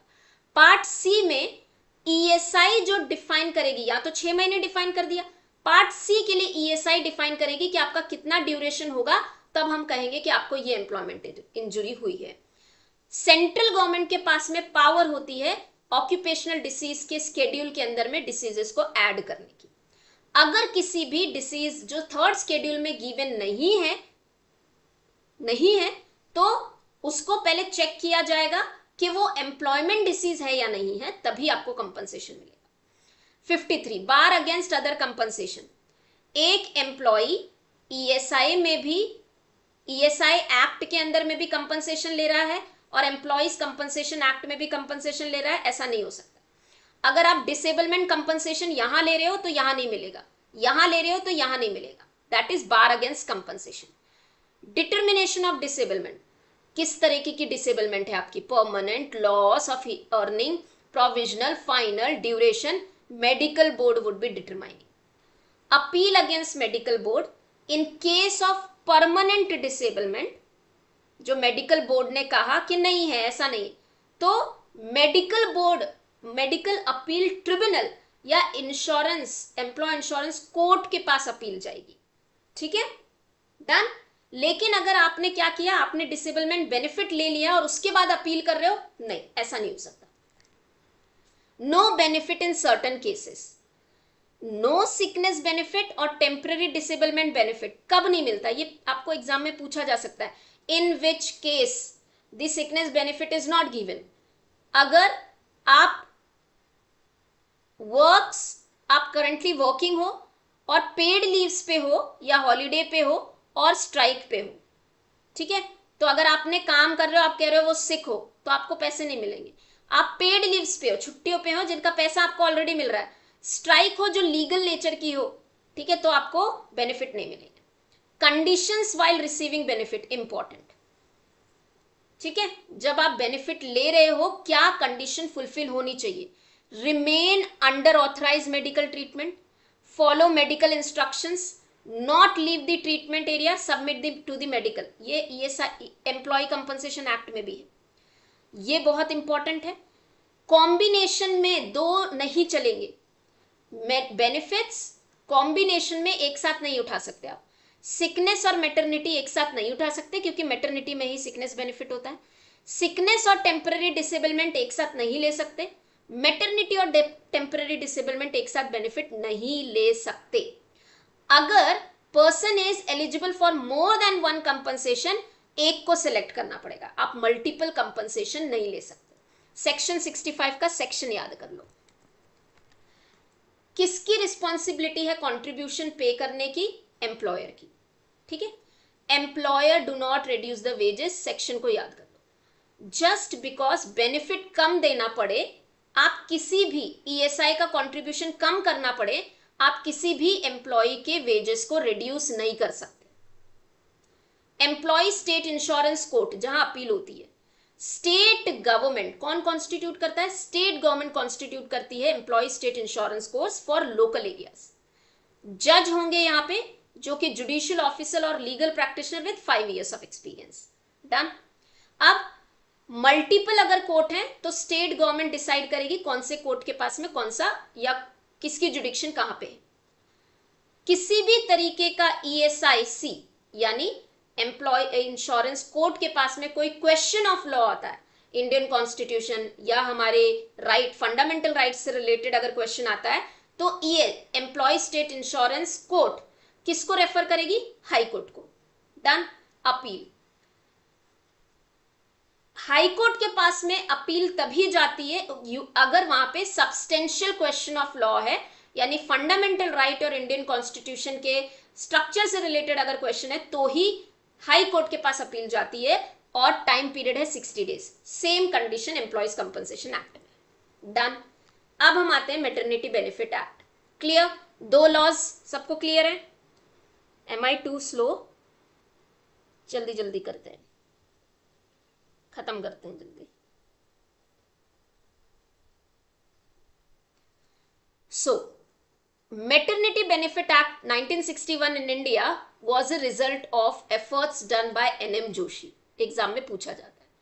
First Maternity Benefit Act was started in 1929, Bombay, state law. The first central measure 1961 में Maternity Benefit Act आने से पहले, जो कि यूनिवर्सली या you can say uniformly India, not universally, uniformly her India के हर स्टेट में एक तरीके से लागू होता है, ये सेंट्रल लॉ आने से पहले पहला सेंट्रल लॉ आया था माइंस के वर्कर्स के लिए, mines maternity benefit act of 1941। Clear? अब maternity benefit act is applicable to the establishment. What do you mean by establishment? Any factory, any mine, plantation, any establishment where persons are employed for exhibition of equestrian, aerobatic and other performances, or shop and establishment that is your private sector. Clear?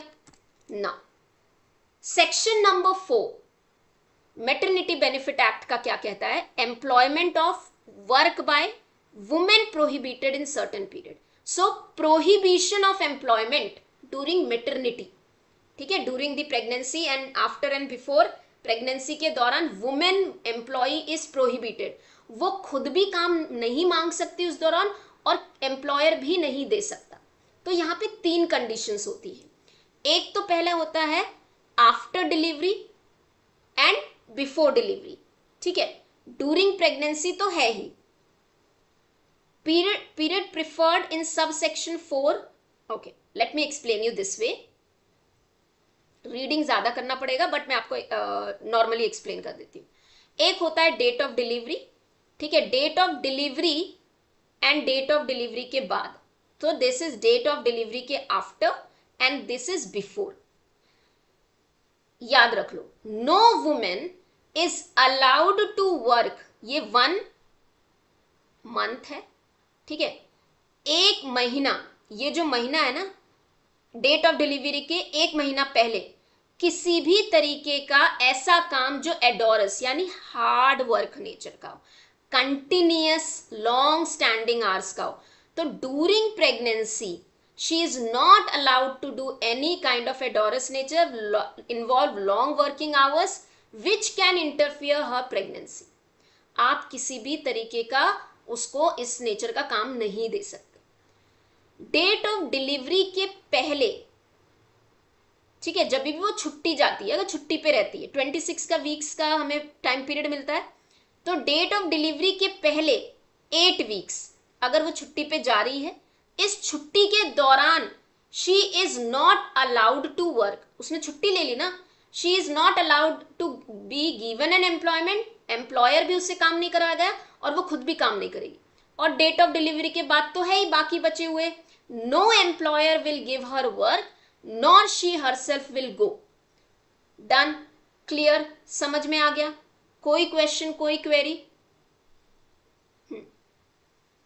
So period of 1 month immediately preceding the 6 work before the expected date of delivery, 6 महीने पहले, और any period in said 6 weeks for which the pregnant women does not avail a leave in section 6। मतलब ऐसा भी होता है ना कि अगर वुमेन ने छुट्टियां नहीं ली 6 हफ्ते पहले, तो वो छुट्टी पे जा सकती है, और अगर वो छुट्टी पे नहीं गई है, काम कर रही है, कंटिन्यूसली काम कर रही है, तो उसको किसी भी तरीके का आप क्या नहीं करोगे, हार्ड नेचर का काम नहीं दोगे। तो ये तो हो गया employment and prohibition. Maternity benefit, payment of maternity या वुमेन की एंटाइटलमेंट कब है, मेटर्निटी बेनिफिट एक वुमेन को कब मिलता है? Every women is entitled for the maternity benefit at the rate of average daily veg. जितने दिन वो एब्सेंट रहेगी उन टाइम पीरियड के लिए उसे डेली एवरेज, उसकी जो रीसेंट रहेगी ना, बिफोर डिलीवरी, जस्ट छुट्टी पे जाने से पहले जो भी उसका मंथली एवरेज था, उसी रेट पे उसको मेटर्निटी बेनिफिट मिलेगा। कंडीशन क्या है? She must have worked at least 80 days, 80 दिन उसका काम की होनी चाहिए before the date of delivery. लेकिन ये कंडीशन उन वुमेन्स पे लागू नहीं होती है जो असम से माइग्रेट हुए during pregnancy. Maximum benefit maternity कितना मिलता है? 26 weeks, 8 weeks before expected date of delivery. For a women with 2 or more surviving children, अगर उसके 2 ऑलरेडी बच्चे हैं तो 12 हफ्तों की छुट्टी मिलती है, 6 weeks before. If a women dies during the benefit, during the period, benefit is payable to the, ठीक है, जिस दिन उसकी डेथ हुई है वहां तक का मेटर्निटी बेनिफिट वुमेन के डिपेंडेंट या जिसका नॉमिनेशन हुआ उसे मिला है। उसकी डेथ के बाद चाइल्ड की, अगर चाइल्ड भी नहीं बचा, सो इनकेस चाइल्ड सर्वाइव हो गया, वुमेन चली गई, चाइल्ड बचा हुआ है, तो चाइल्ड अगर फिर उसकी भी डेथ हो जाती है, जो चाइल्ड के डेथ तक का मेटर्निटी बेनिफिट मिलेगा नॉमिनेशन को। अडॉप्टिव मदर है, she has adopted 3 months, child below the 3 months, तो 12 weeks ऑफ मेटर्निटी बेनिफिट मिला जाएगा, दिया जाएगा। वर्क फ्रॉम होम की फैसिलिटी एम्प्लॉयर और वुमेन के म्यूचुअली एग्रीमेंट के बेसिस पे दिया जा सकता है under the maternity benefit act. Done, clear, समझ में आ गया? यही वो है सेक्शन नंबर 5 जिसे एक चार्ट के फॉर्म में मैंने आपको एक्सप्लेन किया हुआ है। तो अगर फर्स्ट चाइल्ड है तो 26 weeks, 2 or more सर्वाइविंग है 12 weeks, adoption and commissioning mother है तो 12 weeks, वर्क फ्रॉम होम का प्रोविजन होना चाहिए। Women dies during the benefit period, तो जिस दिन उसकी डेथ हो गई है वहां तक उसे बेनिफिट मिलेगा। Women dies after delivery leaving the child, तो पूरे पीरियड का मिलेगा क्योंकि बच्चा जिंदा है। चाइल्ड ऑल्सो डाइज, तो जिस दिन बच्चे की डेथ हुई है वहां तक का बेनिफिट मिलेगा। 5A, continuance of maternity benefit. देखो ईएसआई एक्ट के अंदर में भी मेटर्निटी बेनिफिट मिलता है और आपका मेटर्निटी बेनिफिट एक्ट में भी मेटर्निटी बेनिफिट मिलता है, लेकिन ईएसआई एक्ट में जो कंडीशन है सैलरी की वो है 15,000। तो those women who are earning below the 15,000 rupees और 15,000 आर एलिजिबल। तो वो वुमेन जो ईएसआई में कवर्ड है लेकिन इससे ज्यादा उनकी मंथली वेजेस है, तो उनको बेनिफिट कहाँ मिलेगा? उनको मिलेगा as per the maternity benefit act. So maternity benefit continues under the Maternity Benefit Act, continues until women become eligible. Ensure no interruption in the maternity benefit. Payment of the maternity benefit under the certain cases, ये वही condition है जो मैंने आपको समझा दी, ठीक है? Women को मेटर्निटी बेनिफिट जरूर मिलेगा if either she is covered in ESI or if she is covered in Maternity Benefit Act. Okay, now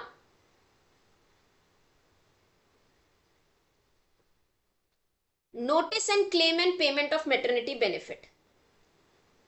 आपको नोटिस देना पड़ेगा एज एन वुमेन, लेकिन आपने अगर नोटिस नहीं दिया तो क्या आपको मेटर्निटी बेनिफिट नहीं मिलेगा क्या? दोनों को समझते हैं। So the first responsibility of women is to give in writing to the employer about her pregnancy. In that notice she would be making a nomination. She would be telling the dates from where she would be absent, declaration that she won't be employing herself in any other establishment. 3 चीजें, maternity का nomination, कब से वो खुद को absent करेगी, और ये आपका डिक्लेरेशन कि वो कहीं और पे काम नहीं करेगी। डन, ये आप क्या करोगे? नोटिस दोगे एम्प्लॉयर। एम्प्लॉयर की ड्यूटी होगी as soon as he receives the notice, he will permit the woman to absent herself from the working place and make her eligible for the maternity. In case notice आपने as an woman नहीं दिया, नहीं दे पाए, कोई बात नहीं. During pregnancy you were not able to give what? Notice. तो जैसे ही डिलीवरी होती है, immediately after delivery of the child, आपने क्या दे देना? नोटिस दे देना. दोनों, ठीक है. आपको बेनिफिट जरूर मिलेगा. बिफोर डिलीवरी आप तो नोटिस दे रहे हो, आफ्टर डिलीवरी आप नोटिस दे सकते हो अगर आप पहले नहीं दे पाए हो. इन केस आफ्टर डिलीवरी भी नहीं दे पाए, भूल गए, आपको लॉ ही नहीं पता था, रूल ही नहीं पता था, तो क्या आपको बेनिफिट नहीं मिलेगा? नो. इंस्पेक्शंस होते हैं ना, एन इंस्पेक्टर कम्स और उसको पता चलता है किसी वुमेन ने मैटरनिटी मतलब इस लीव पे है और उसे बेनिफिट्स नहीं मिले, तो बाय हर, उसे बाद में पता चलता है कि बेनिफिट्स मिलते थे, she comes to know. So by her own application और by the inspector give an order to the employer कि भाई इसे इसका मैटरनिटी बेनिफिट दो. तो ये समझना है कि किसी भी कंडीशन में वुमेन को मैटरनिटी बेनिफिट मिलना है, वो नोटिस दे नहीं दे. हाँ, नोटिस का प्रोविजन है, ठीक है. नोटिस 6 हफ्तों पहले, मतलब जब भी आप अपने आप को एब्सेंट करोगे, वो 6 वीक से अर्ली नहीं हो सकता, मतलब 6 weeks before your date of delivery 6 हफ्तों में आपको नोटिस देना पड़ेगा. नहीं दे पाते हो तो भी वहां पे केसेस हैं, 48 आवर्स ऑफ डिलीवरी के अंदर में आप नोटिस दे सकते हो. नहीं दे पाया तो इंस्पेक्टर आपकी मदद करेगा. Payment in the case of death, if women dies the payment would be made to a nominee. Nominee नहीं है तो legal heir. Medical bonus, if a woman is not receiving prenatal and postnatal care, medical bonus of 1000. RRB के exam में 1000 ही बोला गया है, लेकिन as per नया नोटिफिकेशन 3500 कई जगह पे हो गया, लेकिन RRB के PYQ में 1000 रुपए ही कंसीडर किया, तो हम 1000 ले सकते हैं, लेंगे. सेंट्रल गवर्नमेंट हर 3 साल पे इस अमाउंट को रिन्यू करती है, रिवाइज करती है, लेकिन मैक्सिमम लिमिट 20,000 हो. लीव फॉर मिसकैरेज या मेडिकल टर्मिनेशन ऑफ प्रेगनेंसी के केस में क्या लीव मिलेगी? Yes, 6 weeks with leave with wages. Tubectomy operation के केस में 2 weeks leave with the wages. Illness, अगर आपकी illness is due to pregnancy, delivery, premature birth, miscarriage, MTP medical termination, proof देना पड़ेगा. And आपको in additional, मतलब आपको जो नॉर्मल मैटरनिटी बेनिफिट मिलता है उसके अलावा एक एक्स्ट्रा 1 मंथ का मैक्सिमम पीरियड का लीव मिल सकता है इन इलनेस के केस में, ठीक है.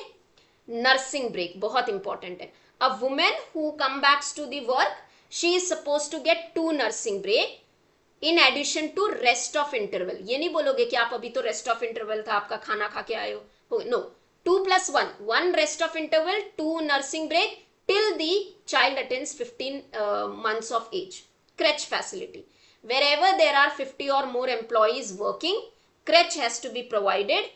Woman is allowed to visit 4 visits to the crèche including rest of interval. यहाँ नहीं है including, nursing break is separate, visit includes the rest of interval. Employer must inform every woman in writing electronically during the joining कि आपके पास में ये facilities है. Dismissal during pregnancy, no employer can dismiss और डिस्चार्ज एनी वुमेन. आप किसी भी तरीके से बहुत बार एम्प्लॉयर ये स्मार्टनेस प्ले करते हैं कि जब वो मैटरनिटी लीव पे होती है तो उनको नौकरी से निकाल दिया जाता है. नहीं, आप नहीं कर सकते. और किसी वुमेन के साथ में ऐसा हो रहा है तो आप उनके अगेंस्ट केस कर सकते हो. तो एम्प्लॉयर नहीं कर सकते. एम्प्लॉयर उनकी मैटरनिटी बेनिफिट किसी भी केस में डिनाई नहीं कर सकते, मेडिकल बोनस डिनाई नहीं कर सकते. But yes, exception is written order में आप उनको ग्रॉस मिसकंडक्ट, आपने मिसकंडक्ट किया एज एन वुमेन, तो आपको क्या मिलेगा? आपको मैटरनिटी नहीं मिलेगी. तब एम्प्लॉयर मना कर सकता है, लेकिन वो भी रिटन में एक्सप्लेन करेंगे कि आपने ये किया था. Women can make an appeal with in 60 days on dismissal. अगर आपको निकाला गया, डिस्चार्ज किया गया, तो भाई आप अपील कर सकते हैं. किसी भी तरीके का वेज डिडक्शन नहीं होगा when women is on light work, यानी बोलते हैं ना कि हल्का, मेटर्निटी के दौरान आप उनको ऐसा काम दोगे जो उनकी प्रेगनेंसी में इफेक्ट ना करे, तो आप ये नहीं बोलोगे हमने आपका काम कर दिया हम आपकी सैलरी कम कर देंगे, नो। नर्सिंग ब्रेक के दौरान, विजिट के दौरान आप किसी भी तरीके का उनकी वेजेस डिडक्शन नहीं कर सकते। आप ये नहीं बोल सकते कि 2 बार तो आप नर्सिंग ब्रेक करने जाते हो, 4 बार तो आप क्रच में विजिट करते हो तो इतनी सैलरी कटेगी, no, you can not do that. ठीक है। Power of an inspector to direct the payment, अगर इंस्पेक्टर इंस्पेक्शन के लिए आता है एंड ही बिलीव कि वुमेन ने कंप्लेन करी है that maternity is being withheld, गलत तरीके से उसका मेटर्निटी बेनिफिट रोका गया है, शी हैज बीन डिस्चार्ज और डिसमिड, इंस्पेक्टर या तो खुद होकर, वो भी तो इंस्पेक्ट करने आता है, उसको पता चल रहा है, या वुमेन कंप्लेन करती है, दोनों केसेस में इंस्पेक्टर को लगता है कि ये सही चीज है और गलत हुई है वुमेन के साथ में, he will give an order to the employer कि भाई इसका पैसा इसे दो। ठीक है, ऑर्डर देगा और वो कलेक्टर के पास जाएगी रिकवरी के लिए, मतलब कलेक्टर को पहले तो ऑर्डर देगा एम्प्लॉयर को कि पैसा दो, अब एम्प्लॉयर नहीं दे रहा है तो कलेक्टर जाएगा रिकवरी करने। इंस्पेक्टर के ऑर्डर के अगेंस्ट, कोई भी हो, वुमेन हो या एम्प्लॉयर हो, इंस्पेक्टर के ऑर्डर के अगेंस्ट में 30 दिनों के अंदर अपील की जा सकती है। Done. Section 18, forfeiture of maternity benefit, किस केस में women loses her right of maternity benefit? If during the authorised leave of maternity, उन्होंने बोला वो छुट्टी पे रहेगी, शी इज वर्किंग समवेयर, वो कहीं और जाके काम कर रही है, आपकी right to maternity benefit is forfeiture, आपको नहीं मिलेगा। Section 20, register and record, employer की मेंटेन करने की, रजिस्टर रिकॉर्ड मेंटेन करने की रिस्पॉन्सिबिलिटी एम्प्लॉयर की। डन। वो था हमारा मैटरनिटी बेनिफिट एक्ट। कोई क्वेश्चन, कोई क्वेरी? आगे चलें।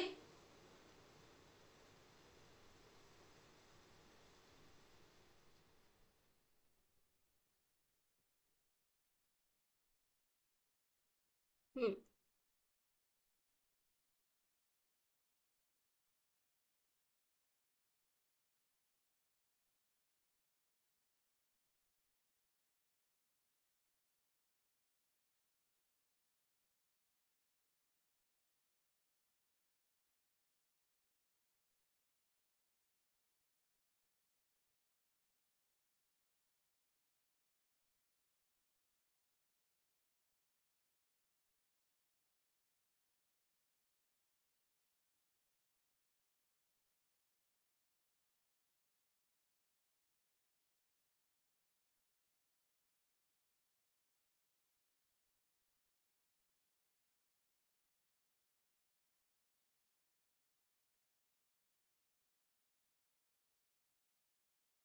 Clear? 2 breaks, 2 nursing breaks plus 1 rest of interval, 2 nursing break और रेस्ट ऑफ इंटरवल अलग से, 4 विजिट, 4 में ही आपका रेस्ट ऑफ इंटरवल आएगा, तो यहाँ पे 3 हो गया, 2 + 1 3। ठीक है, रेस्ट ऑफ इंटरवल अलग है, 2 नर्सिंग ब्रेक आपको मिलेंगे, 2 maximum.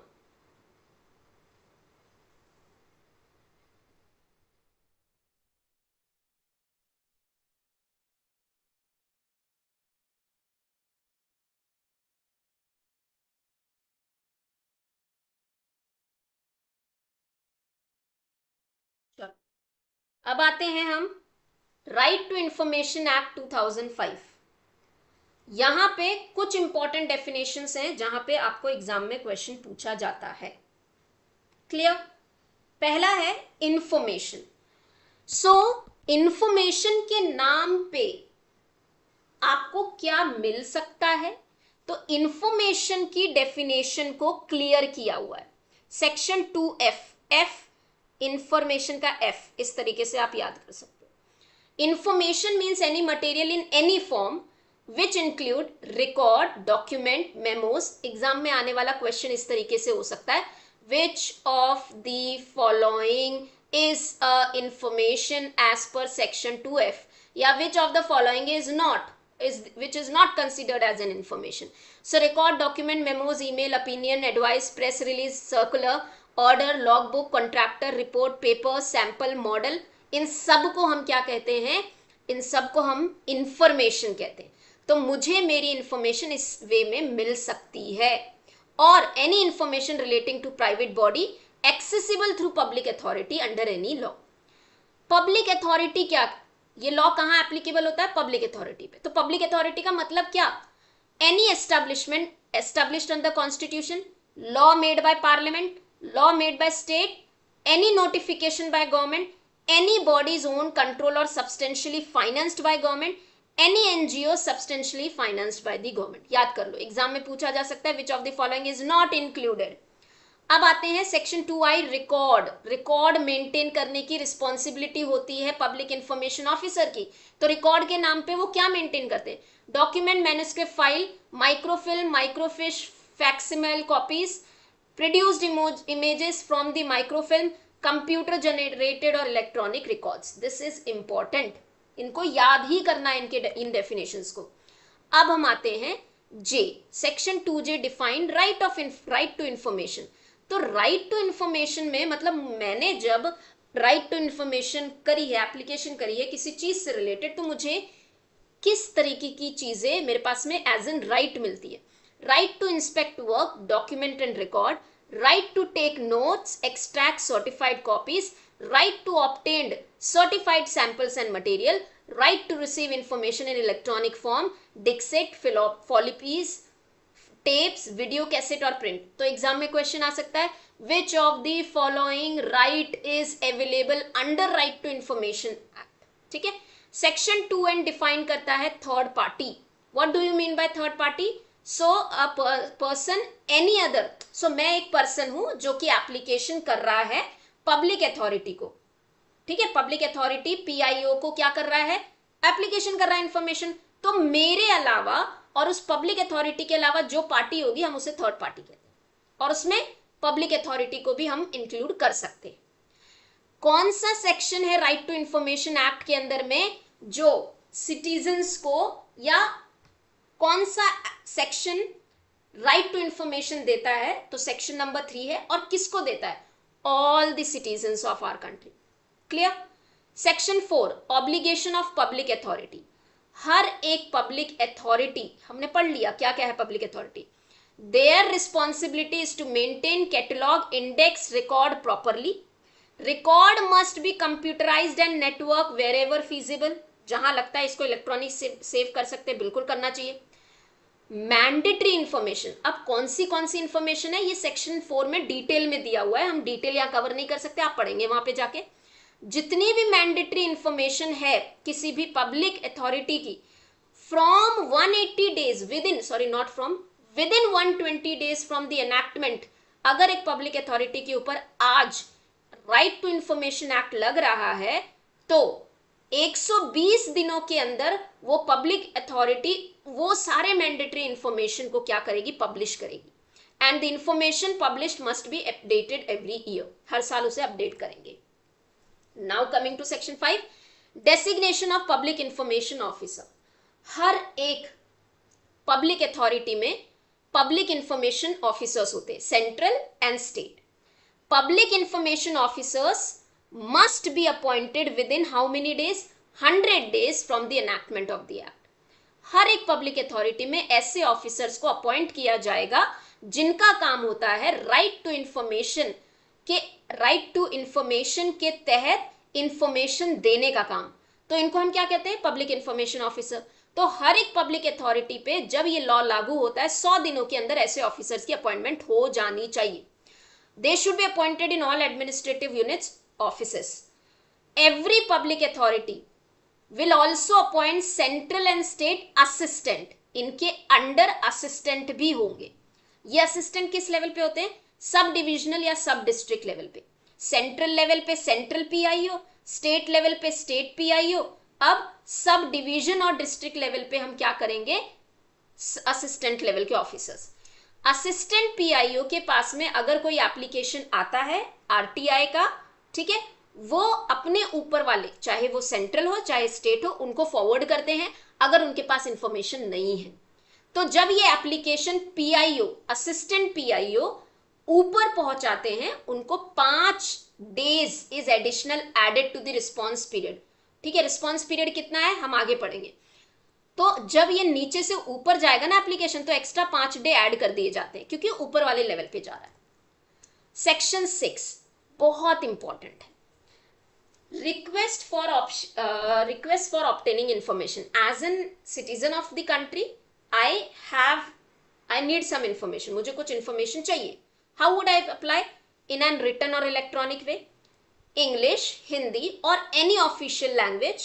I will submit the you can say application to central or state public information officer या assistant, मैं जिस लेवल पे रहती हूँ, ठीक है, इलेक्ट्रॉनिकली या रिटर्न वे पे। If a person is not capable enough to write, उसको नहीं आता, अनपढ़ हो सकता है, इलिटरेट हो सकता है या फिजिकली हैंडीकैप, कुछ भी, in that case oral request assistance if applicant can not right, PIO public information officer shall reduce the oral request into writing. Done. Application detail, जब मैं रिक्वेस्ट कर रही हूं तो मुझे क्या क्या डिटेल देनी है? कुछ नहीं देनी, केवल और केवल जो इंफॉर्मेशन मुझे चाहिए और फी देनी पड़ेगी अगर वहां वैलिड है। ना ही मुझे रीजन देना है कि मुझे ये इंफॉर्मेशन क्यों चाहिए, रीजन देने की जरूरत नहीं है, अपनी कोई डिटेल्ड इंफॉर्मेशन देने की जरूरत नहीं है। बट हाँ, कम्युनिकेशन के लिए आपका ईमेल आईडी या एड्रेस चाहिए होगा जहां पे ये इंफॉर्मेशन आपको भेजी जाएगी। इफ रॉन्ग अथॉरिटी, अगर आपने एक पब्लिक अथॉरिटी के पास में इंफॉर्मेशन भेजी और ये पब्लिक अथॉरिटी कह रही है कि नहीं, हम आपके राइट अथॉरिटी नहीं है, आप जो इंफॉर्मेशन चाह रहे हो वो हम राइट अथॉरिटी नहीं है, तो क्या करोगे? ये पब्लिक अथॉरिटी जिसके पास वो एप्लीकेशन गई है वो इन्फॉर्म करेगी राइट अथॉरिटी को कि भाई ये अथॉरिटी है, 5 दिनों के अंदर, कितने दिनों में ट्रांसफर करेगी? 5 डे के अंदर। प्लस नीचे वाले, मतलब नीचे वाला यहाँ पे यानी मैंने अगर कोई इंफॉर्मेशन मांगी है उनको भी बताओगे कि हमने आपकी ये इंफॉर्मेशन ट्रांसफर कर दी है 5 दिन। ठीक है, नेक्स्ट चलते हैं। Section 7, disposal of request. मैंने रिक्वेस्ट रेस करी, मुझे इंफॉर्मेशन चाहिए, कितने दिन में हो जाना चाहिए? मुझे इंफॉर्मेशन कितने दिन में मिल जानी चाहिए? नॉर्मल केसेस में 30 दिनों के अंदर, from the date of asking the information. Life and liberty का क्वेश्चन है तो 48 आवर्स में। अगर आपको 30 दिन में रिप्लाई नहीं आता है तो माना जाएगा कि ये डीम्ड रिफ्यूजल है, कि आपको मना किया जा रहा है, ये इंफॉर्मेशन हम आपको नहीं दे सकते। और रिफ्यूजल के कंडीशंस भी बताने पड़ेंगे। रिजेक्ट किया ना आपने, रिफ्यूज कर दिया, तो आप पहले तो बताओ रीजन क्या है। सॉरी, हाँ, रिजेक्ट अगर आप करते हो, इंफॉर्मेशन नहीं देते हो, तो रिजेक्शन के रीजन बताओ।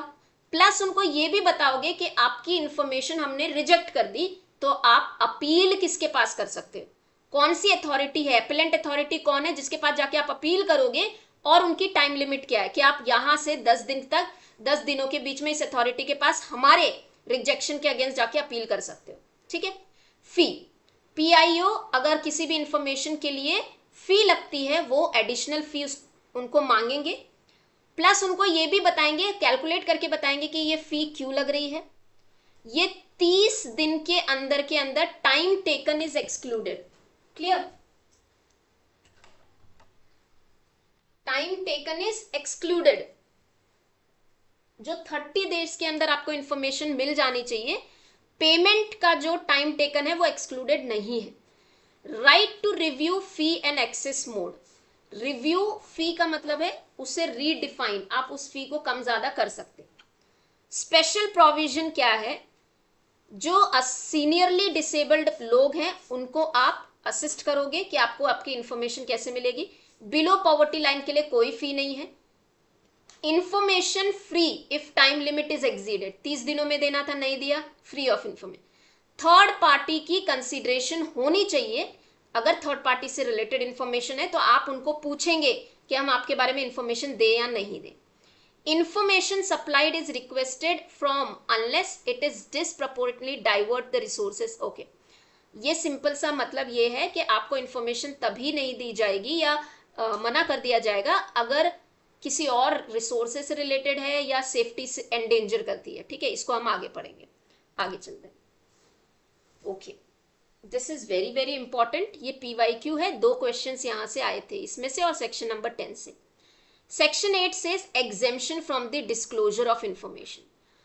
कौन सी ऐसी इंफॉर्मेशन है जो डिस्क्लोज नहीं करी जा सकती, वो ये है, ये सारी इंफॉर्मेशन जो डिस्क्लोज नहीं करी जा सकती, ये रटनी आपको, क्लियर।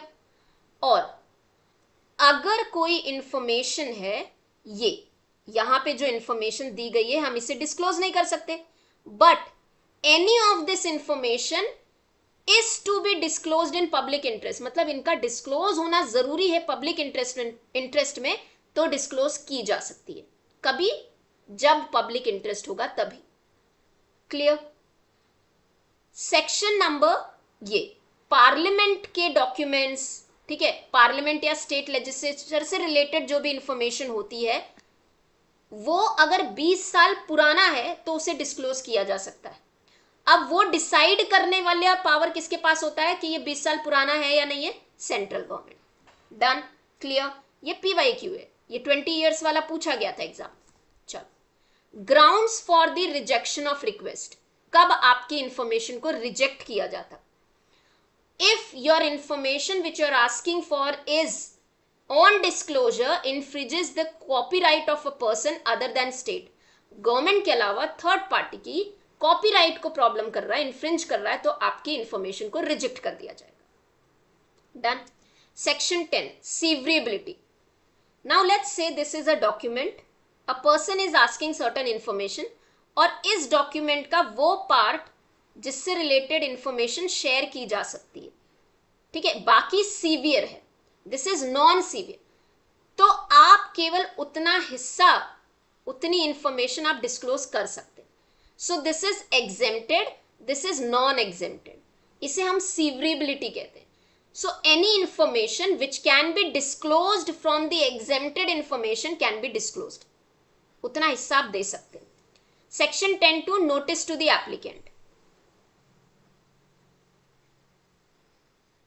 इस केस के अंदर जब आप नॉन डिस्क्लोजर यानी केवल इतना हिस्सा दे रहे हो, उसको बताओगे कि आपको केवल इतना पार्ट इंफॉर्मेशन दिया जा रहा है, बाकी पार्ट इंफॉर्मेशन क्यों नहीं दिया जा रहा है, इसको डिसाइड करने वाले डिसीजन मेकिंग ऑफिसर का नाम और डेसिग्नेशन क्या है, अगर फी है तो कितना, और अगर आप अपील करना चाहते हो तो वो अपीलेंट अथॉरिटी क्या है, उनकी टाइम लिमिट क्या है, प्रोसीजर क्या है। This is your PYQ, 2 questions आए थे इसमें।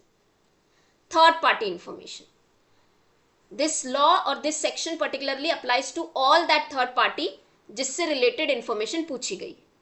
पीआईओ पब्लिक इंफॉर्मेशन ऑफिसर, जिसके पास एप्लीकेशन आ रही है, he will tell the third party कि आपके रिलेटेड इंफॉर्मेशन पूछी गई है विद इन 5 days, जहां से वो एप्लीकेशन आया वहां से 5 दिन। थर्ड पार्टी को अगर ऑब्जेक्शन है या रिप्रेजेंटेशन है, वो अपनी ऑब्जेक्शन सबमिट करेगा, थर्ड पार्टी की कंसीडरेशन को सुना जाएगा, समझा जाएगा, और फिर वो उसी तरीके से पर्सन को डिस्क्लोज करेगा कि ये थर्ड पार्टी की इंफॉर्मेशन है, कॉन्फिडेंशियल है, हम आपको नहीं बता सकते। लेकिन अगर कॉन्फिडेंशियल इंफॉर्मेशन है और वो पब्लिक इंटरेस्ट के तहत डिस्क्लोज करना जरूरी है, तो पीआईओ डिस्क्लोज कर दे। डन। थर्ड पार्टी के पास में अगर कोई इंफॉर्मेशन है जो डिस्क्लोज नहीं करनी चाहिए और वो डिस्क्लोज करी जा रही है अंडर पब्लिक इंटरेस्ट, तो थर्ड पार्टी के पास में 10 दिन का नोटिस होता है, 10 दिन का टाइम पीरियड होता है to make representation.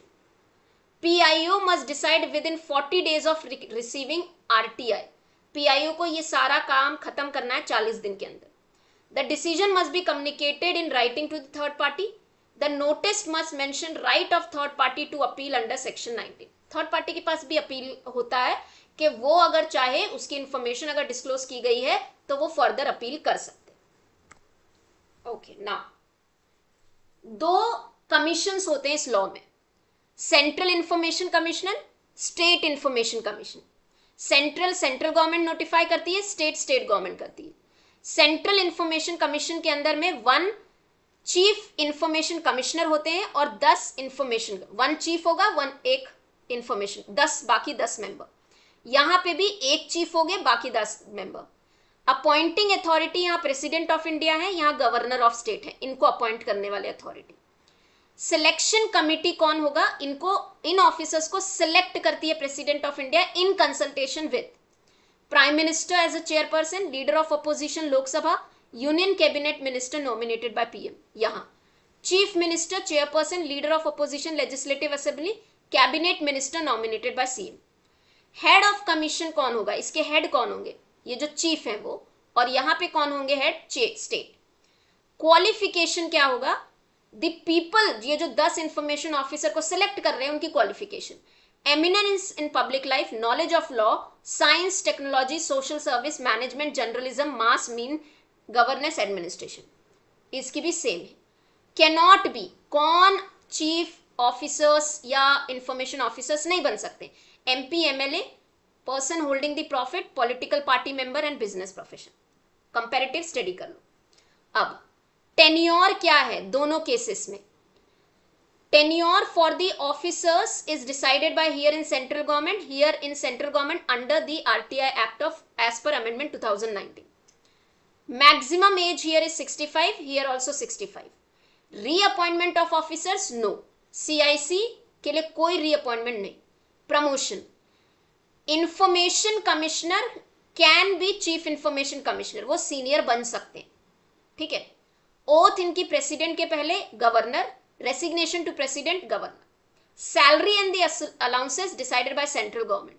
Service condition cannot be varied to disadvantage after the appointment. Varied to disadvantage यानी किसी भी तरीके की कंडीशन ऐसे नहीं हो सकती कि आपको वो डिसएडवांटेज कर रही है, आपके हित में नहीं, आपके अगेंस्ट है. ओके.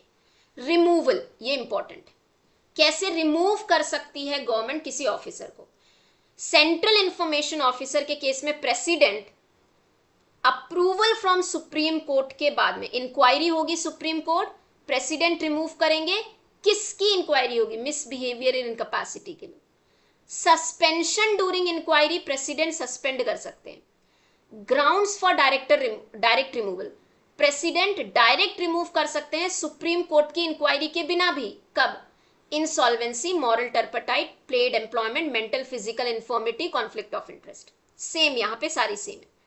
डीम्ड मिसबिहेवियर, अगर आपने गवर्नमेंट के इंटरेस्ट या कॉन्ट्रैक्ट के अगेंस्ट कोई काम किया है तो डीम्ड मिसबिहेवियर माना जाएगा और आपको इमीडिएटली निकाल दिया जाएगा. Done. Appeal, first appeal lies to senior officer, PIO and SIPO. अगर मेरा कोई इंफॉर्मेशन मुझे मिलना था नहीं मिला तो मैं अपील करूंगी ना, तो कहां अपील करूंगी, PIO, SPIO. First appeal must be filed within 30 days on expiry of prescribe time. कितना दिन, नॉर्मल केसेस में 30 डेज, लाइफ एंड लिबर्टी की केस में 48 आवर्स के अंदर. तो आप कहां जाएंगे, पीआईओ के पास. Delay in filing first appeal may be condoned if sufficient reason is there. Third party may appeal against disclosure of information within 30 days. आपकी इंफॉर्मेशन, आप थर्ड पार्टी हो, आपकी इंफॉर्मेशन डिस्क्लोज कर दी गई तो आप क्या करोगे, as an third party appeal करोगे. कितना टाइम पीरियड है, 30 days. Second appeal lies to central, पहली कहां जाओगे, पहला कहां करोगे आप, पीआईयूज के पास नॉर्मल. फिर सेकेंड जाएगा सीआईसी और चीफ लेबर इंफॉर्मेशन कमिश्नर और स्टेट के chief information commissioner. Second appeal का टाइम है 90 days. Delay in second appeal can be considered if proper causes are there. Third party must be given an opportunity of being heard. उनको सुनोगे आप पहले किसी भी तरीके का डिसीजन लेने से. Burden of proof lies on PIO and SIPO. In officers के ऊपर होता है कि आपने डिनाई क्यों किया इंफॉर्मेशन, आप प्रूफ करो. फर्स्ट अपील को डिस्पोज करना है 30 दिन के अंदर. आपके पास कोई अपील आई, अपील को डिस्पोज करना, ये क्या है, एप्लीकेशन नहीं है, ये डिस्पोज. सीनियर ऑफिसर के पास गई अपील, इनको 30 दिन के अंदर वो अपील को निपटारा करना है. Extendable to 45 days. Decisions of CIC and SIC is binding. Done, clear. Act is not applicable, right to information act is not applicable where. अब इस लॉ के अंदर में ना 2 स्केड्यूल है. फर्स्ट है जो ये ऑफिसर्स ओथ लेते हैं या अफर्मेशन लेते हैं वो.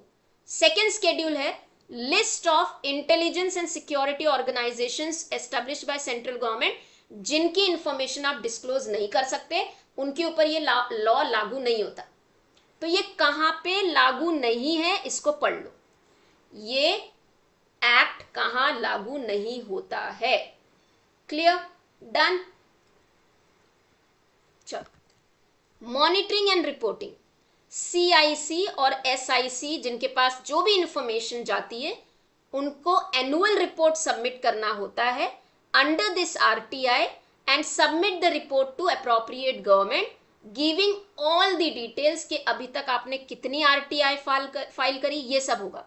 यही भी याद कर लो, ये एग्जाम में पूछा जा सकता है कि एनुअल रिपोर्ट के अंदर क्या इंक्लूडेड होना चाहिए, कितने नंबर ऑफ RTI हुए, कितने आपने रिक्वेस्ट एक्सेप्ट किए, कितने रिजेक्ट हुए, कितनी अपील्स हुई, डिसिप्लिनरी एक्शन ऑफिसर्स के अगेंस्ट कितने लिए गए, कितना फी कलेक्ट हुआ, कितने आपने RTI को इंप्लीमेंट करने के लिए ट्रेनिंग्स करवाई, कितने रिकमेंडेशंस हुए, ये सारा रिपोर्ट के अंदर होना चाहिए। क्लियर, समझ में आ गया? सो दिस इज योर RTI, खत्म, डन। सोशल सिक्योरिटी से रिलेटेड और RTI लॉ हमने खत्म कर दिया। कोई डाउट, कोई question? On YouTube I have taken all the marathons on YouTube.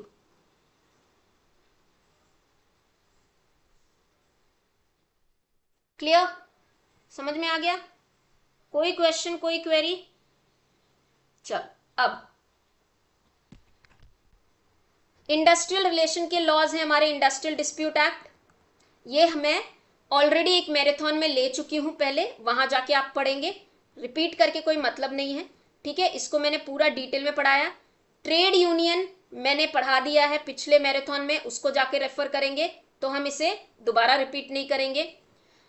Wages से रिलेटेड मिनिमम वेजेस पढ़ा दिया है, पेमेंट ऑफ वेजेस कंपैरेटिव भी मैंने पिछले मैराथन में करवा दिया है, आप उधर जाके देखेंगे, दोबारा हम इसके ऊपर टाइम वेस्ट नहीं करेंगे। पेमेंट ऑफ बोनस भी मैंने पिछले मैराथन में पढ़ा दिया है, पढ़ने के लिए आप उसको डिटेल में देखेंगे, ठीक है? पिछले ही क्लास में पेमेंट ऑफ ग्रेच्युटी एक्ट भी पढ़ा चुकी हूं मैं। यहां तक सबको क्लियर है? कोई डाउट है?